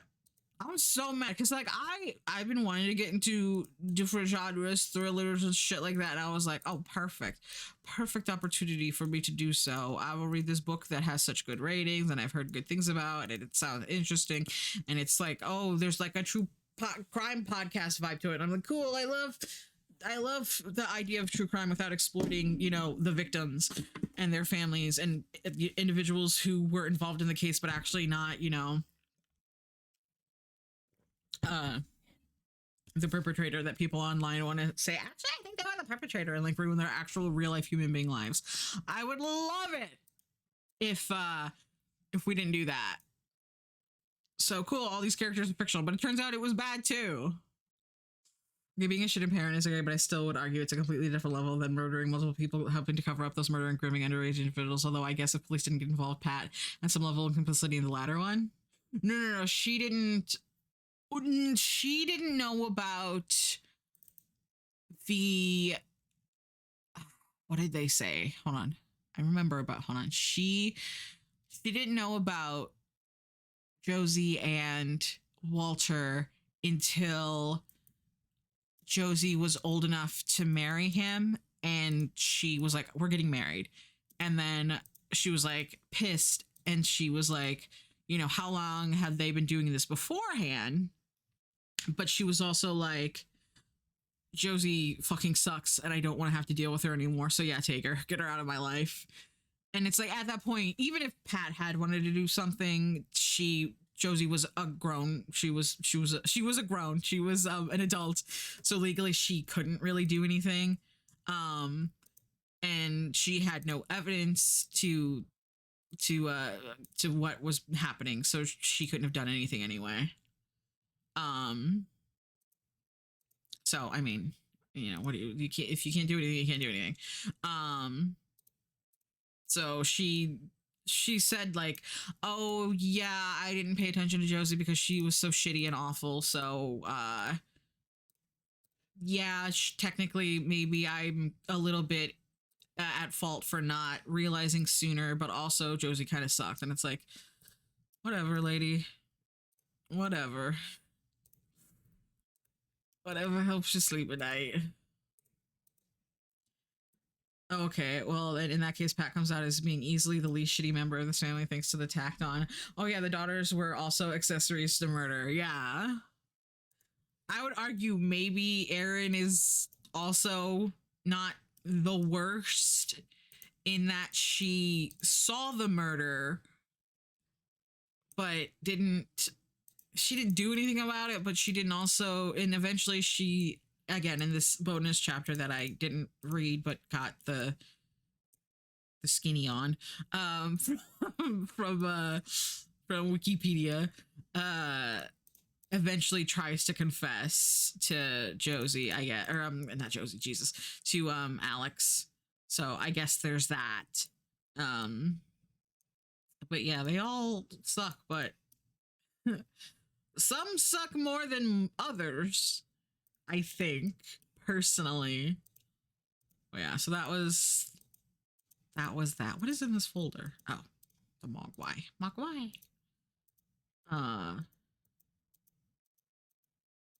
But it was certainly a book, and it was written, and I didn't have to read it. I mean, I chose to read it, and it turned out it was a mistake. It turns out I made a big mistake in choosing that book. Big regrets all around. Can you see this color on here? Not really. I might not do the darkest color. Oh, but I should.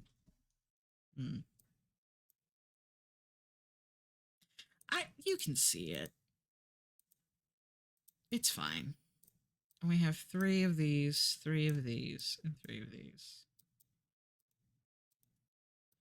And the light one you can really see. Yeah, that works. Okay. I gotta make these all into the thing. Let me make sure these are all centered. Welcome back from the ads. Ooh. I'll just fill these in. Honk honk honk. Did you hear that? So hopefully segue to something more lighthearted. Do you still not have Batman, or has it started back again? No Batman. I know that because they said that they in January they they were gonna scary. They were gonna take a little breaky break. I don't know if it's gonna be the entirety of January or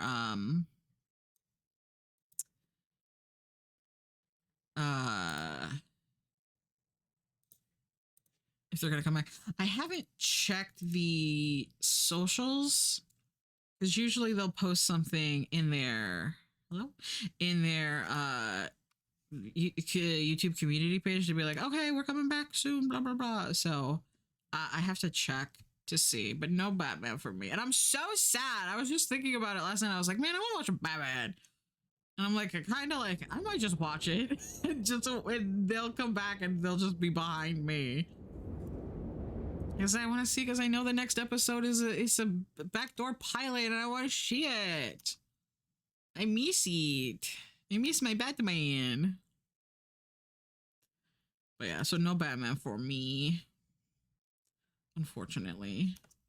I know that Jamie, the one of them, I think based on what they were saying in the other podcast, I might have misinterpreted.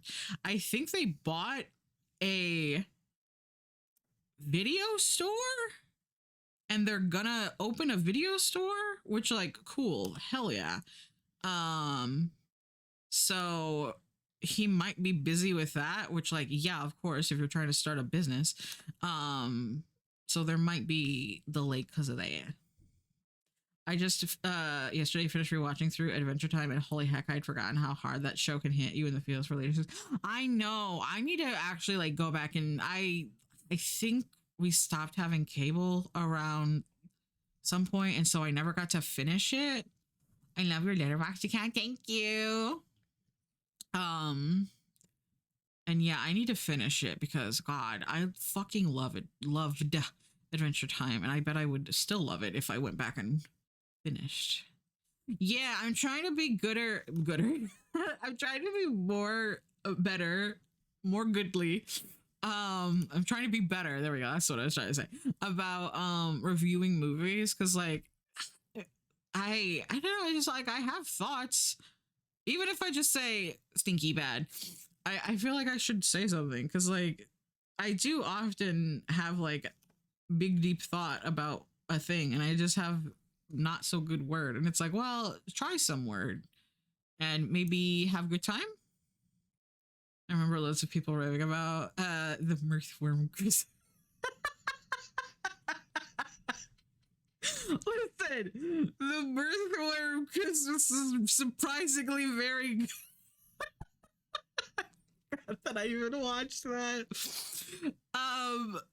Mickey 17. It wasn't necessarily bad, but it was. I had just read the book, like, literally the night before I had finished the book, and I'm not going to spoil this one. And I thought the book was 2 stars. And so I was like, okay, well, let's see what the movie is.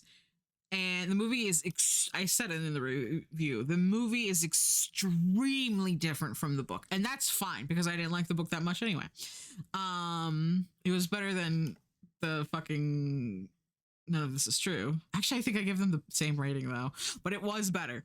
And so I was like, oh, bye. And my time with your presence, and you want to shut your mouth. To be honest, I've seen either of them, so can't judge. I wouldn't say Mickey 17 isn't worth watching. It just was it's not the kind of movie that I would have normally watched anyway.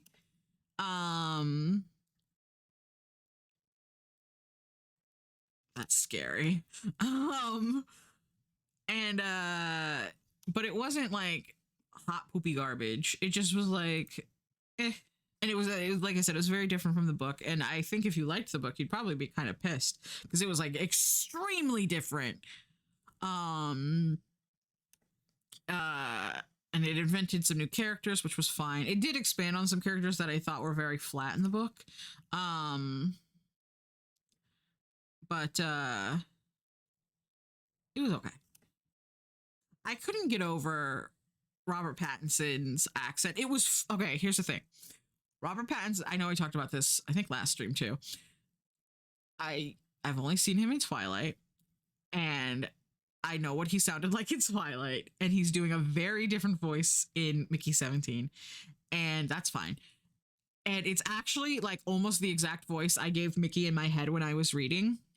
So he's not doing a bad job, but the entire time I was watching, I was just like, what the fuck are you doing? Like, it was such a weird voice that the whole time it kind of sounded like he was being dubbed over, even though I don't believe he was. I think he was just doing this very not distracting for me personally voice. I honestly, other people might be like fine with it. It just was very like, oh my gosh, that's not your voice. You're British and you don't sound like Edward. What are you doing? So it was like, it was very like, oh, it kept just like getting to me. Nosy. Okay, there we go. That looks better. Oh, that's scary. That's scary. I never saw the first 16 Mickey, so I don't want to jump into the end of the series like that. An actor acting differently from movie to movie. What it was. He did a good job. Also, we got to see his butt, and he has a very nice tushy. Like, not even in like an objectifying way, not even like, oh hell yeah, show me that ass, boy. Just like, you know, like very nice tushy. Or if it wasn't him, if it was a stuntman, because it kind of seemed like they might have gotten a stuntman for that. That person had a very nice tushy, and I was like, that's a very good looking tushy. I kind of want to smack it, but like in a non-objectifying way, just in a very nice. A lot of the time when people say this movie is cinema, it's actually mad boring. Apparently cinema means bland, deep, and you have to understand 50 layers of sorry. It wasn't even like that is the thing. Like it had very, the concept of the movie is that there's cloning. So there was 2 Robert Pattinsons on scenes sometimes. Okay, this isn't a spoiler. It was on the back of the book. The twin effects that they were doing, the double effect that they were doing was excellent. It was excellently done. You could see like both Robert Pattinson's, both Mickeys on screen, and like characters would interact with both of them at the same time. And you could see like, you know, they didn't necessarily do like over the shoulders. They did, but they like, it wasn't like, you know how twin shit is done in movies where it's like, wow, these 2 are conspicuously distant and framed in such a way that it's clear that like one was shot at one time and one was shot in the other. They did that occasionally, but they also did some really cool, like, they like deep faked his face onto a double. And it was really good. And the special effects, there's some aliens, and the special effects on the aliens was really good. And you know, there was Mark Ruffalo gave a great performance, Toni Collette gave a great performance, Robert Pattinson gave a great performance. The dialogue was remember how I said the whole line about a basic bitch is like a basic bitch line? There was a line like that in there was a set of lines like that in Mickey 17 that I was like, yeah, you really think you're hitting it out of the park with that one, don't you? You kind of just sound like me trying to sound cool. Like, I mean, yeah, that's sort of my joke. If an actor is given 2 different characters and plays them in the same way, that's actually a negative reflection on their acting. Yeah, it's just the voice was so. It was like, hold on, let me get you an audio clip. It's not bad. It's just, it's such a voice. It's such a very specific voice. Hi, Tootie. Does the season again? Yes. It's such a specific, like, he's doing a voice that I was just like, oh my god, like, you're doing a voice. Mickey 17. I'm sure the trailer has some dialogue in it. Official trailer. Mickey 17 is a lot. Oh, I kind of do want to see someone review. Oh, and it was directed by the guy who directed Parasite, I believe. So you only said so you mean you ain't mess about if I haven't seen. I have not seen the Batman. I don't really like the live action Batmans because I don't like the way they do the bat suits because they always make it look like battle armor and it makes it look like he's got the abs on the outside, and I think that looks stupid and bad. So I haven't seen it. What does his voice sound like in the Batman? Hold on. Hopefully this trailer has some audio. Some voice. Hold on. It's not letting me pause. Speak, Mickey. Okay. Hold on. Does that actually pick up for you guys?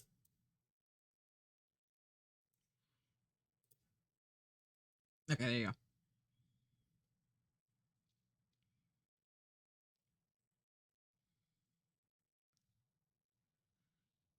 Oh.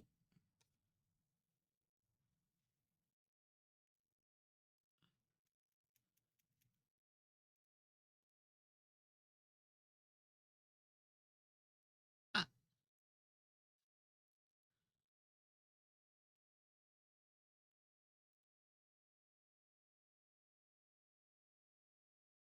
Are they gonna show his sushi?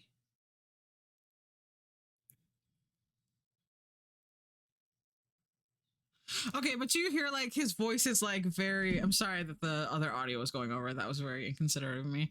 But he's like, you know, I'm Mickey and I'm talking like this. I'm a New York. And what? It's like it's very like, huh? That's not Edward's voice. What are you doing? Can't spell battle armor without bat. But yeah, now that you say it, I remember you saying it before. Yeah, I'm just not like a huge fan. I will probably watch it. I had watched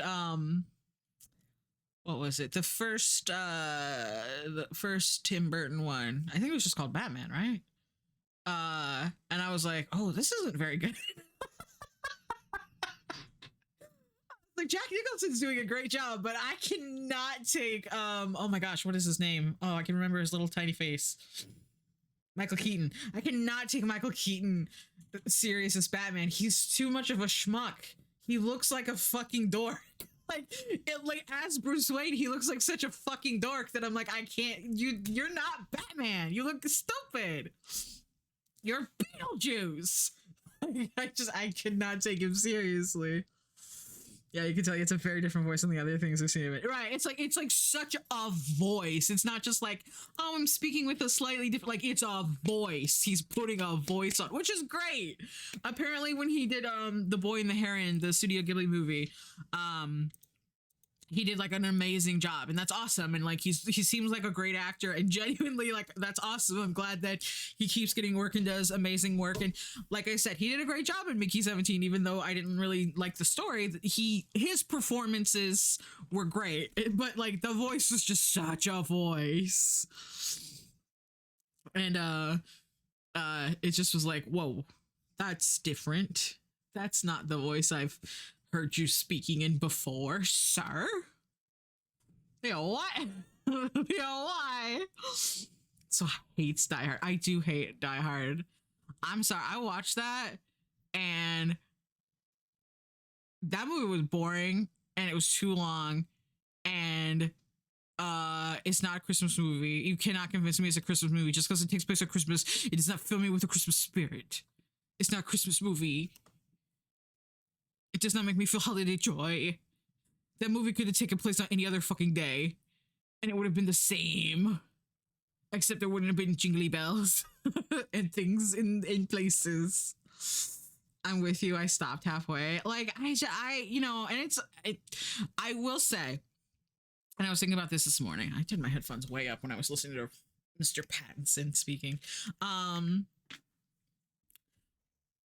To be fair to Die Hard, I have sometimes an issue with hearing that something is super good and it's iconic and it's legendary and it's this, that, and the third. And then going to see it and having my expectations way too fucking high. And then it turns out to be or okay or pretty good. But I had my expectations, like I said, way too fucking high. And so to me, it's fucking garbage, which is not fair to it. So Die Hard, I have always heard, is like so good. It's such a great action movie. It's so good. John McClane. And then I watched it and I was like, this is mid. And I also, oh my God, fucking Die Hard. The fact that it's like clearly got this like the cops are stupid and incompetent storyline going through while simultaneously having John McCain be this fucking not McCain, McClane, John McCain, former Vice President John McCain, John McClane, be like this action hero, and then having the fucking spoilers for Die Hard, the fucking child shooter be like, no, actually all this stuff is happening, and it's like, you shot a child. You're like, oh my God. It's like, please stick to your principles of either cops are shitty or cops are good. Don't fucking half-ass it, flip-flop you either way with me. Movie. Be consistent. So if Puzzle Agent has known it's Christmas, JK arguing Die Hard is a Christmas movie. I haven't seen Die Hard. I assume there's snow in it at some point. Die Hard takes place on Christmas. Actually, are they in California in Die Hard? So there's no snow, right? He's from New York and he's in California because his wife moved there or something like that. I did watch it, like I did, but I did like zone out, and I think I actually like paused it in the middle and stopped watching it because I was like, this is boring, and I went and did something else, and then I came back to it. I think it's like causing that Wizard movie a Christmas movie because like 2 minutes of the movie take place on Christmas. A Wizard movie? Oh, are you talking about? Oh yeah, I got you. So it's also a victim to its own popularity now, and everyone knows its tropes before even watching them. Yeah, I knew about the whole he's barefoot thing. I knew about that. So like when the movie, and this is not the movie's fault, but when the movie starts with like, oh wait, shoot, let me change the canvas size. With the guy being like, sorry, I'm like yelling. I got a little too riled up. The guy on the plane talking to John McClane, that rhymes, is like, when you get there, take your shoes off and make big fists with your toes to feel the ground or to feel the carpet. I'm like, damn, they're really doing the foot thing like right away. But it's like, yeah, but you weren't supposed to know that the first time you watched it. But I know about the whole shoes, he's not wearing shoes thing, and his feet get cut up thing. You know, I wasn't supposed to know that. So when I see it, I'm like, wow, they're really starting this thing early. I think this is the right size. And yeah, like a lot of the tropes and whatnots are like, you know, it's like oopsies, that's not right. I already knew about that because it's been in pop culture. So it's just it's a, like Tootie said, it's a victim of its own popularity. And so it's, you know, it's just the way it is, and it's but I don't think it's very good, actually. I think it's kind of boring, and it's kind of too fucking long, and I think I said in my review, like, it shows its age. Like, you could tell that this movie is fucking old, and that's not necessarily a problem, but when I'm like being told, oh my God, it's a good movie, and then I'm like, this movie looks old as fuck, like, I'm gonna be a little mad about it. Sorry, it's not a Christmas movie. It takes place on Christmas, but like nothing, the only thing that could maybe technically a little bit hinge on the fact that it's Christmas is that his wife works at, I don't even know what the fuck this business does, but a business, is it a bank? I don't know. Some business, they got $1 billion gajillion dollars in them, and they're at a Christmas Eve party on Christmas Eve. It's on Christmas Eve to Christmas. It goes over like 24 hours. or over the past midnight. And so it's like, oh, the people are not the people are at the party, and that's how they were able to take hostages. This is like known. I'm not spoiling anything. That's how they were able to get the hostages, because there's so many people at the building, and something else. And it's just like, that could have happened on any other day. Like, first of all, the fact that they're having a party on Christmas Eve is fucking weird. A work party on Christmas Eve? Like, what are you talking about? Like, that's crazy. People have families. Like, why aren't they home? Like, and people are like, no, well, they wouldn't have had what other day of the week would, or whatever holiday would people be having a party at their work? And it's like, not Christmas fucking Eve, bitch. I don't know. It's just like, nothing hinges on it being Christmas.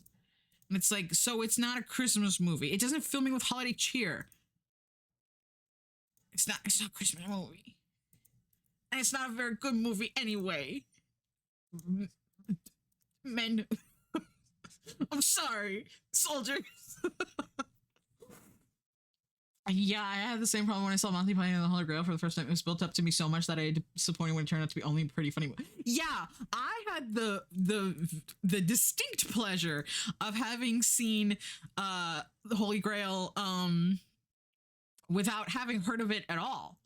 And so when I watched it, I thought it was excellent. Why are you doing this again? And then I heard like, oh my God, Monty Python is so funny. They have their show, The Flying Circus. It's so good. Oh my God. All these episodes and all these iconic bits. And then I went and watched them and I was like, these are just okay. And it's like, yeah, I probably would have liked them better if I had just been able to see them without people hyping them up. So I have been trying to like be better about that, because there's currently another book that I'm reading where I unfortunately allowed myself to get hyped up about it, and it turns out that it's not what I had hoped, and that's not a bad thing, but it is affecting my feelings on it. This looks crazy. Hold on, I gotta reorganize these.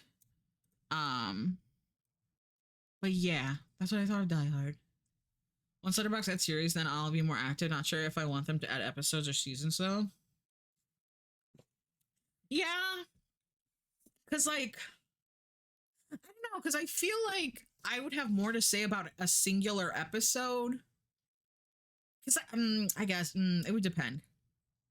Because there's some episodes of things where I'm like, oh, hell yeah, I have so much to say about this.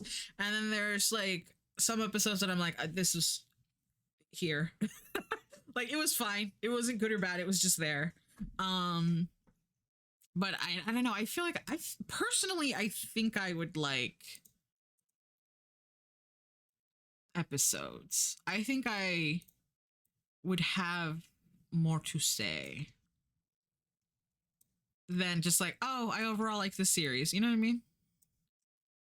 We're not getting expanded episodes or anything. That's true. That's true. You'd have to like find that decent middle ground.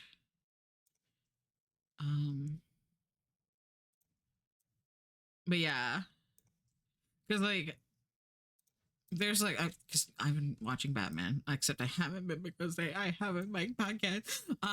But like there's some episodes of Batman Beyond where I'm like, oh, I have so much to say, and then there's some that I'm like, was the Armory episode where I'm like, yep, that was an episode. I think I did this a little bit wrong, because I think Gizmo's ears are gonna be a problem. They're so fucking big. Let's see. Maybe we don't make it super even. And maybe I change the colors later. Oh, but I have one more thing. I have the skiz. I mean, I could get rid of the skizzers. All right, let me mess around with this a little bit. Yeah. Yeah, I think it's splitting it at least by seasons would be good for any show longer than just 1 or 2 seasons, because sometimes quality will shift differently from seasons, or season will be a tipping point of quality. Yeah. Hopefully it isn't a TV show as a whole, although I might prefer that to others over the seasons. For me, it's episode, show as a whole, seasons. Yeah, I get that. Yeah. If I put you here and then I put you here. Guess those ears are just so fucking big. That's the problem. Wait, I thought I locked this. Oh, I didn't. Lock. There you go. Is there something smaller I can put like in between Gimmo ear? And then ah. Yeah. Well, I just, because if it was like a whole series, I don't think I would actually review it, to be honest. Like if they did like, oh, here, review the entire Batman the Animated Series, I'd just be like, it's good, I liked it. Like, that's all I could say, you know? Like, if it was the whole series, I think I would almost feel like I was giving like a you. I know that sounds crazy, but like trying to like condense that entire work down into like, you know, a couple of paragraphs would it's just like, how do you condense a life? You know, how do I condense like 60 something episodes into, you know, a handful of paragraphs? It's a life, you guys. That's crazy. But you know what I mean? You know what I'm like trying to say? Even though I said it in the most fucking whack out way ever. This is so cute. I want to change the colors because they're not blending well, but the positioning is good. I just need to like smoosh it here and there. Like to pull the example that sticks in my mind the most, the Mandalorian season 3 is basically a different show from the first 2 seasons as far as difference in quality and tone. Yeah. Me spamming 50 reviews from The Simpsons, I was so good. Eulogy for Batman the Animated Series. Very much enjoyed the 3rd season of Mandalorian, but a vastly different way and for different reasons that I enjoyed the first 2 seasons. Yeah, exactly. So yeah. Just like, I just don't think I'd like, and yeah, like unless it was a show that was like 1 season long, you know what I mean? I think I probably just wouldn't even write anything personally. Not, but I mean, other people might have different habits. I'm just like, I don't know. I think it's just like so much to talk about that if I can't talk about it in a like a more compartmentalized way, I just am like too overwhelmed by how much there is to say that I don't say anything, if that makes sense. Yeah. Okay, I think that's actually pretty good. So now I want to change the colors. What size did I make this? Oh, so this isn't even 16 by 16. What did I send Tim when I made Tim's? Yeah, reviewing System as a whole, for example, would be very hard for me because the quality drops harder in later seasons. Giving it a 5 stars wouldn't feel right. Right, exactly. So it's like, you know, you just, but like you'd want to give the flowers to, you know, the good stuff. And so it's just, you know, it'd be hard to just summarize such many thoughts into such small thoughts. Okay, this is actually fine, but I do want to, like I said, I do want to recolor these. Oh, I should also make sure everything is actually, you know what?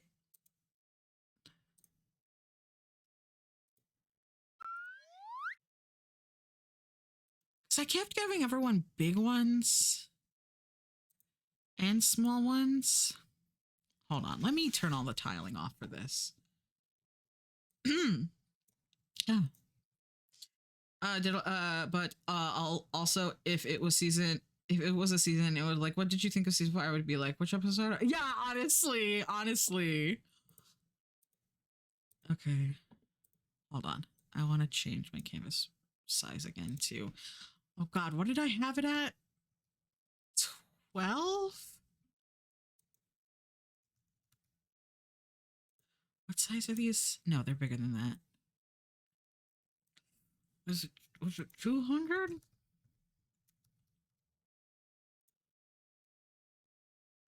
That seems right. Okay. Okay, Poppy, you gotta come down here, baby.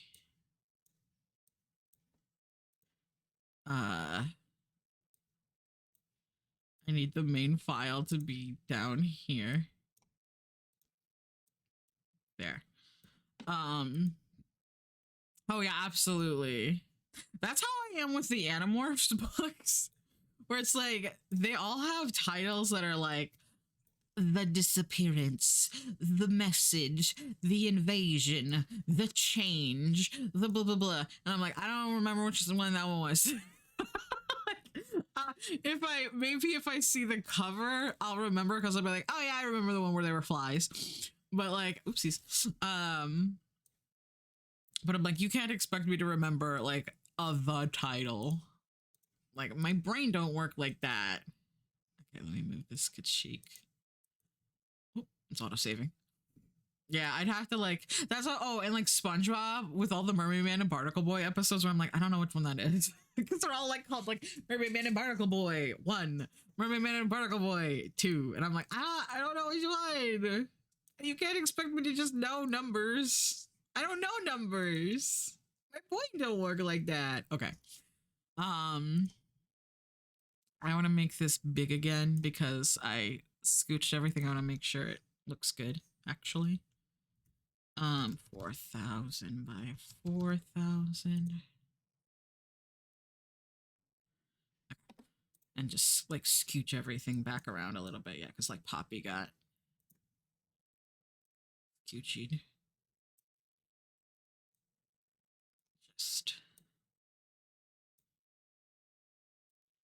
Just get it all good.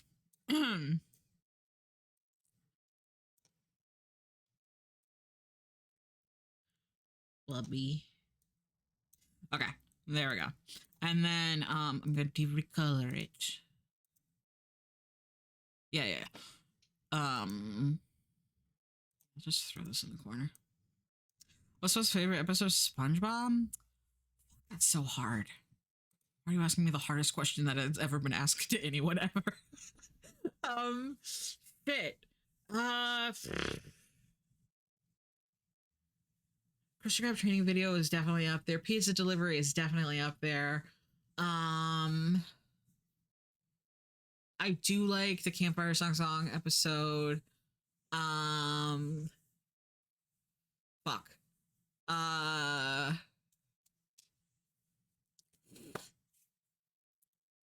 Gosh. The Squeaky Boots one that's like a Telltale Heart pastiche. I might not be using that word correctly. Is fucking phenomenal. Song CBFIRE. I don't have a favorite SpongeBob episode because I'm not really into anime. Shut up, you're dark. Oh, I love this song. Oh gosh, it's top. Band Geeks is like fucking peak. Oh, you know what? Wait, hold on. I'm silly goofy.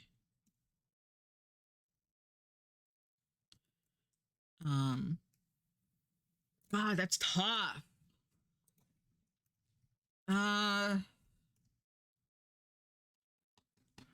The night shift with the hash slinging slasher. Nosferatu. I have heartburn. Take it off. I took one this morning, but let me take another one. Oh, night shift and chocolate with nuts. Yes. Oh my god. I remember chocolate with nuts. Sweet chocolate. You're so fucking iconic. I'm eating a tummy.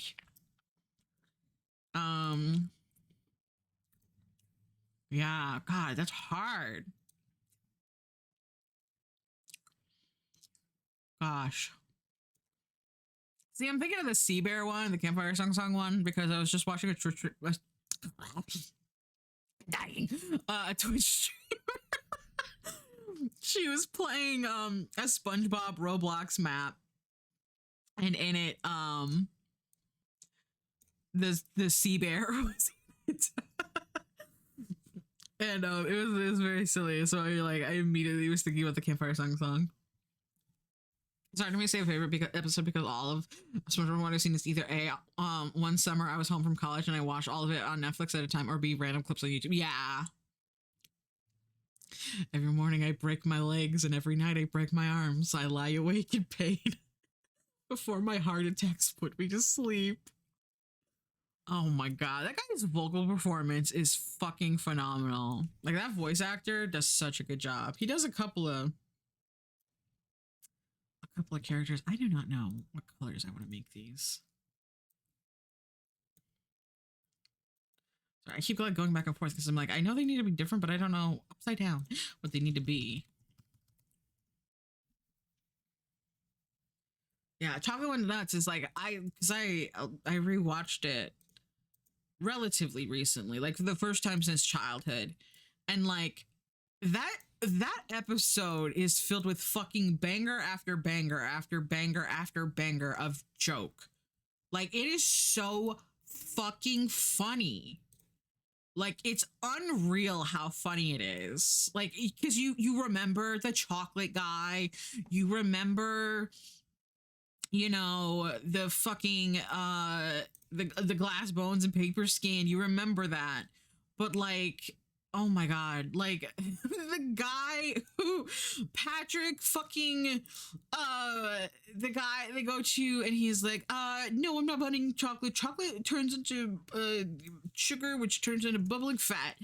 And he like shows them a picture of him as like a kid where he was fat, and he goes, "You can keep that for $5." And Patrick's like, "I'll take 5." And then he does. It's like the next scene, he's walking away with them, and it's like he's just like looking at this picture of this fat kid. It's so weird, and it's like it's not like fucked up, but it's just it's so stupid. It's so funny. Now that I finally have it to you, I'd like to buy all your chocolate. Oh, fucking, oh my God, I love fucking Mr. Lawrence's performances. Bless him. I don't know why it took me so long to realize he was Larry the Lobster. I kind of like this. I don't know. I was gonna say, I kind of like this with just one color, or I mean two, the background and the thing, but now I'm like, I don't know, actually.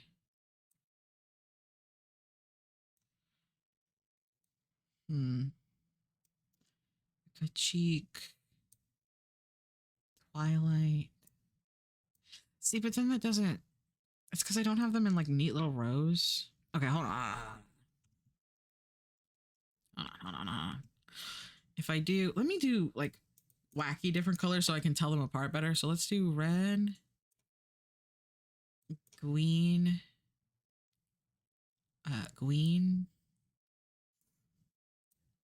purple, red, green, purple, red, purple. But yeah, then that puts two purples next to each other because this is the star drop, right?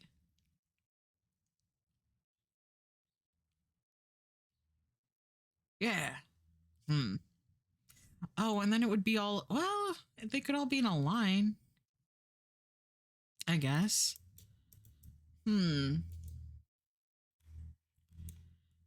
Hold on. Brain is happening. We're braining. Hold on. Just one color of the mental image of sending caters. I saw it there. That'd be so fucked up. I think I would break her little heart. Oh my God, that would be so horrible. I almost want to say pancakes is overplayed, but at the same time, I don't get tired. Right, exactly. Like, I remember what episodes of SpongeBob I don't like, because I remember seeing them all the time on, like, I don't know, they would just air all the time on Nickelodeon. So, like, actually, I'd probably like it if I watched them now. But, like, pre-hibernation week, that one came on so often, and I don't know why. And, like, also Sandy's being, like, super aggro. So, like, I'm sorry, I'm yelling again. So, like, I really didn't enjoy it. It probably actually would be... It probably has jokes that are funny now that I'm an adult, but like I remember not liking that one. I remember not liking, oh my god, I just had it and I lost it. Oh, the flaming peanut, the one where they throw the peanut at the clam. It's so stupid. Who you calling a pinhead? No, the one where Sandy and SpongeBob were like being, life is extreme as you want to make it. And it was like, find the hay in the needle stack. Was that the same one? Or are you just naming a different episode and I misunderstood? Like, I'd argue that Undertale is simultaneously fantastic and overrated. I agree. I love Undertale, but I would agree. I absolutely agree. That's okay, because she like hibernates in the Pinhead Larry episode too. So like that's valid. But yeah, no, the one where like she's like, oh, I'm gonna hibernate and I want to like, oh, she basically has a bucket list and it's like she's like doing all this hyper extreme stuff and SpongeBob is getting like fucked up. And he's like, I don't know how to tell her that I don't want to do this. I'm getting fucked up. And so, you know what? We can do stripes. Not these colors, but we can do stripes. I don't know. That one played a lot too. So it just like, I got bored with it, I think. For me, the Doodle one is a little overrated. It's still great, but I don't think it's top tier. Honestly, yeah. I agree. I like Doodle Bob, but it did get a lot of play and it got a lot of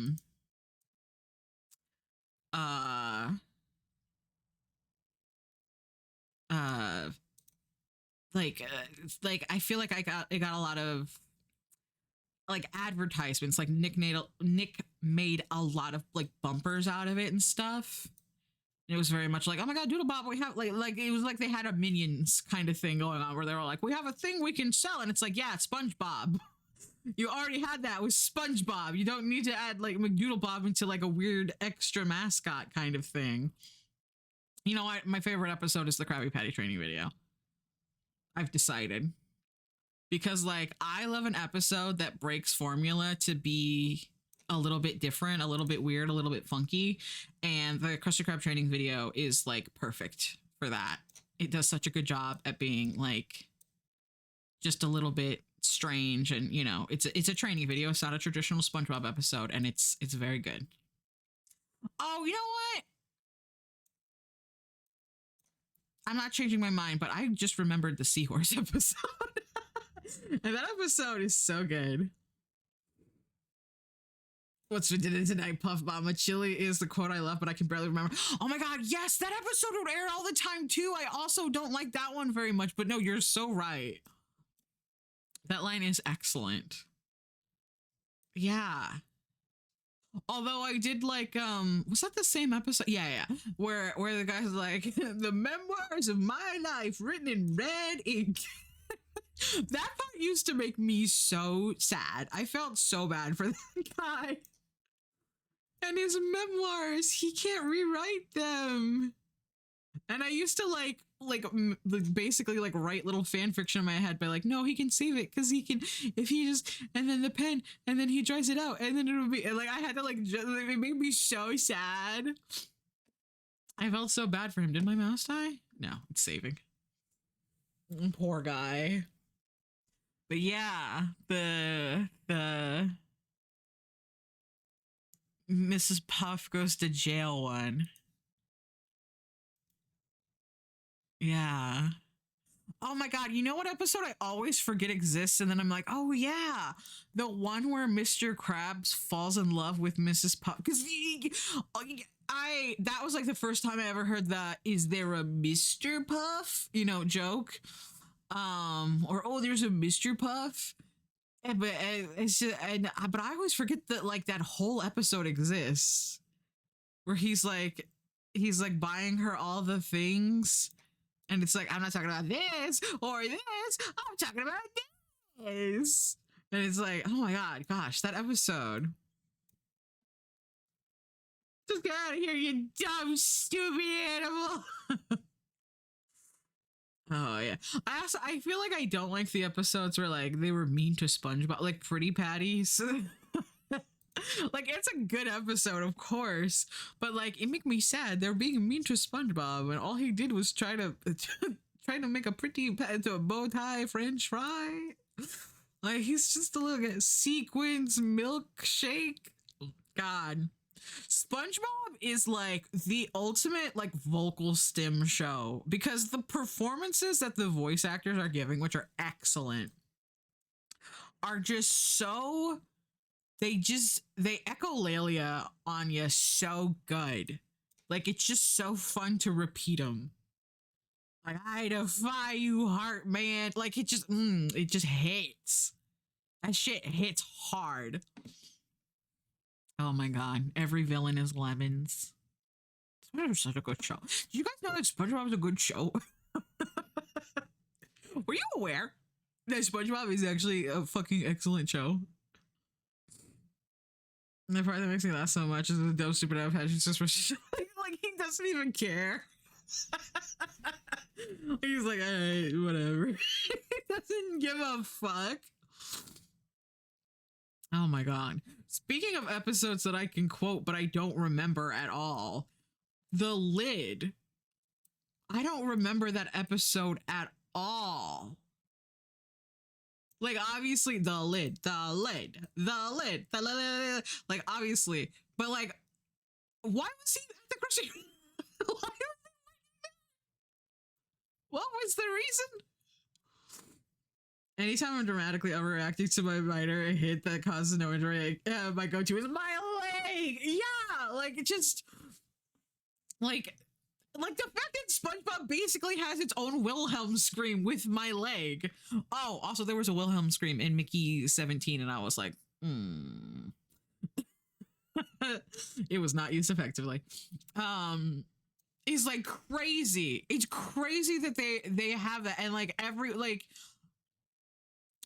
it's just like name another show that has done that. Name any other piece of media that has like made its own thing like that, where it's like it's a scream too. Like that's crazy.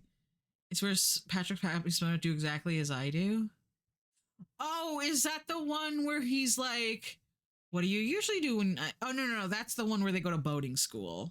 That's 24-25, right? I was like, what do you usually do when I'm gone? It's like, wait for you to get back. That one? Is that the boating school one?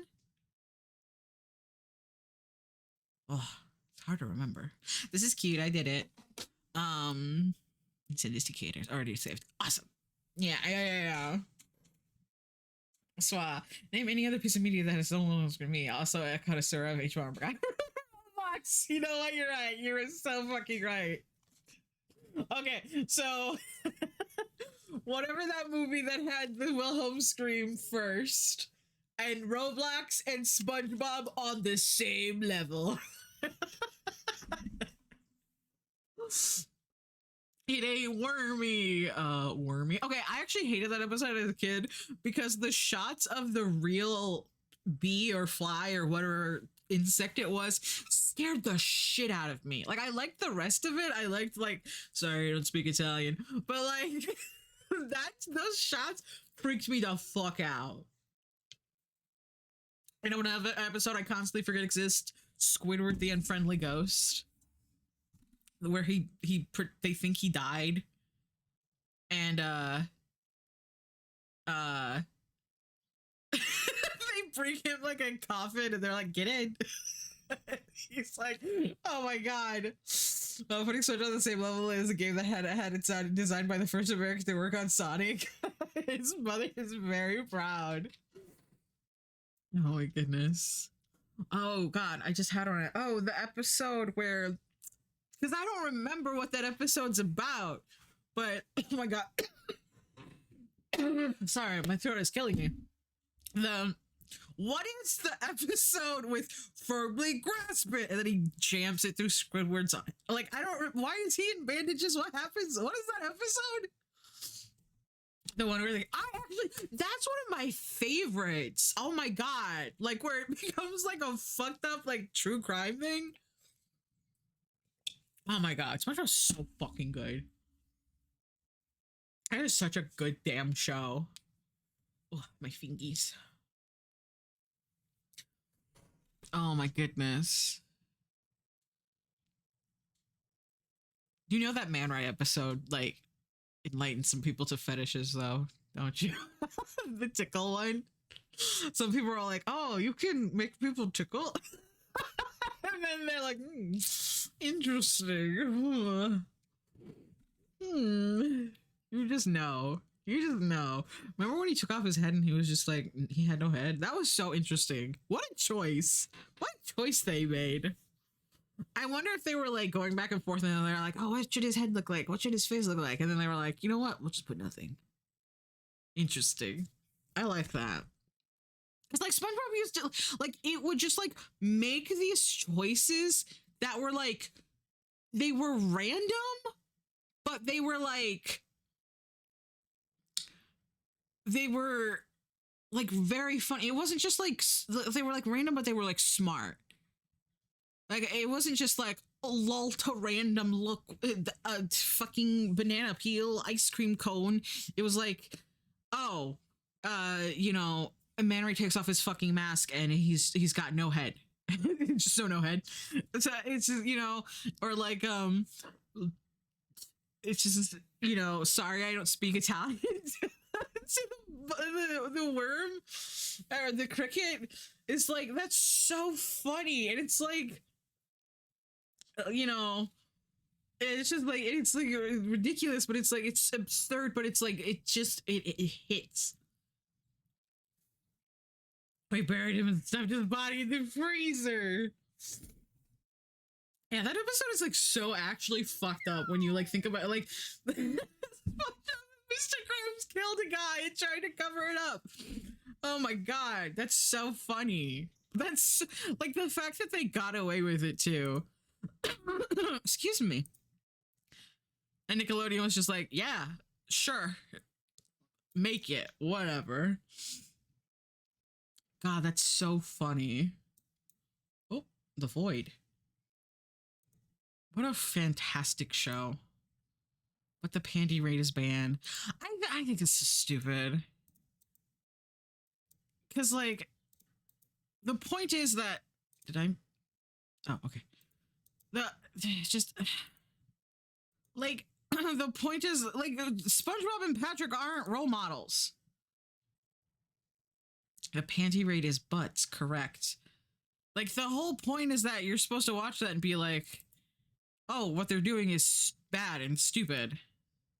Like, it's his mother's house. Right! And, like, the fact that, like, Mr. Krabs is, like, straight up spells it out, like, that what they're doing is absurd because they're like, I guess you're going to miss the panty rate. And he goes, you're talking about girls. Girls. Sneaking into their room and stealing their underwear. Like, he lays it out, like, in such a clear, distinct, like, this is there's no ifs, ands, or buts. This is what's going on.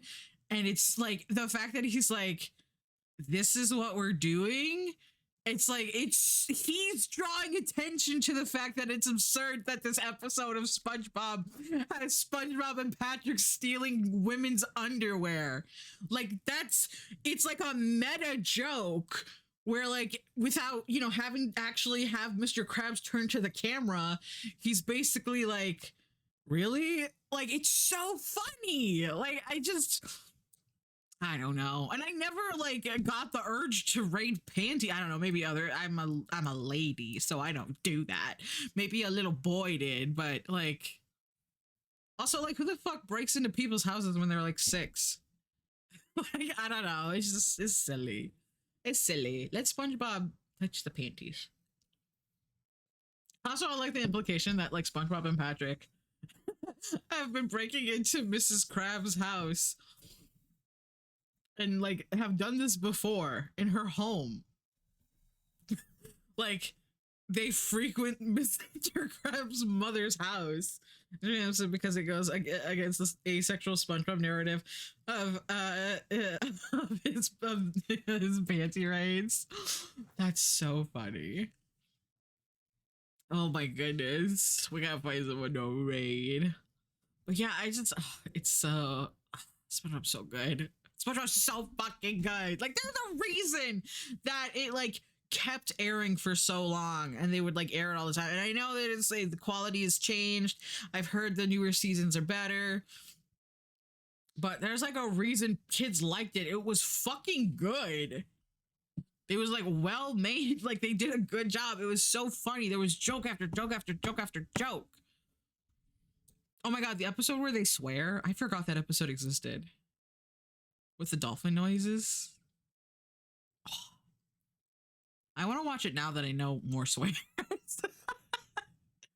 Let's see. We've got Tiny. We've got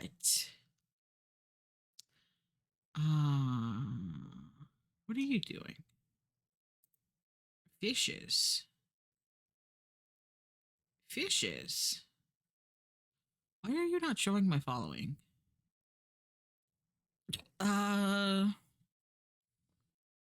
Jerry's doing Animal Crossing. Who's doing music? He's doing Final Fantasy. Many option. I think we'll go see Tiny. There's this band because you can tell that some of the things are censored. Oh yeah, well, because apparently, according to Tom Kenny, I'm gonna. Oh shit. Oh well. Okay, we'll hang out for a minute while we wait for the ads to end because I don't want to end on ads. Apparently, according to Tom Kenny, in the episode, they were having trouble like stopping and pausing to swear and or say something else, like, you know, being like pretty day, like they couldn't do it, so they literally just did swear because they're like, you're gonna censor it anyway, you're gonna put the dolphin noises over it anyway. Oh my god, I can't believe I had that word written in my thing the whole time. So they actually did swear. So apparently there is audio somewhere in the Nick archives of like Tom Kenny as SpongeBob and Patrick as, or oh my god, I cannot remember his name, his actor's name. The man who voiced Patrick, actually swearing in character, saying, you know, pretty fucking good day and all that, which is like so funny. That is so funny. I almost rated in because I was like, oh, the ads are over, but those are Tiny's ads. We're waiting on my ads to be over. That's so funny. But yeah. Oh my god, SpongeBob's so good. Tom Kenny as SpongeBob and Patrick himself. What's his name? Who's the guy who voices Patrick? I was looking up the sports channel. Oh yeah, when he's like clearly watching porn. See, the thing is, I didn't even get that that was porn as a child. I thought he was just watching like a weird show. And then, you know, I grew up and I was like, oh, he's watching porn. That's so funny. Remember when he had dreams? One of the dreams? And he went and saw Gary and he was like, in a library. Patrick Star voice actor Arnold Schwarzenegger. That's not his name. Probably like Brian. Bill Foggerback. What's her name? He was on Coach. I used to watch Coach as a child, but I don't remember any of it. Tom Kenny is SpongeBob. I love the mixture of live action they used to. Yeah, remember the episode where he was having the nightmares about the robots, Crabborg, and and they showed the robot chasing the guy, and it's like the most like silliest stuff. Oh my god! Remember when Plankton takes over SpongeBob and he's like, "Silence, you mediocre clarinet." My friends and I played clarinet. One of my friend and I were both clarinet players in elementary school, and we would constantly say that to each other in band class. It was so funny. Our sword circle was a VF for Patrick Star. You learn something every day. Okay, we're back from ads. Okay, now we're gonna go see Tiny.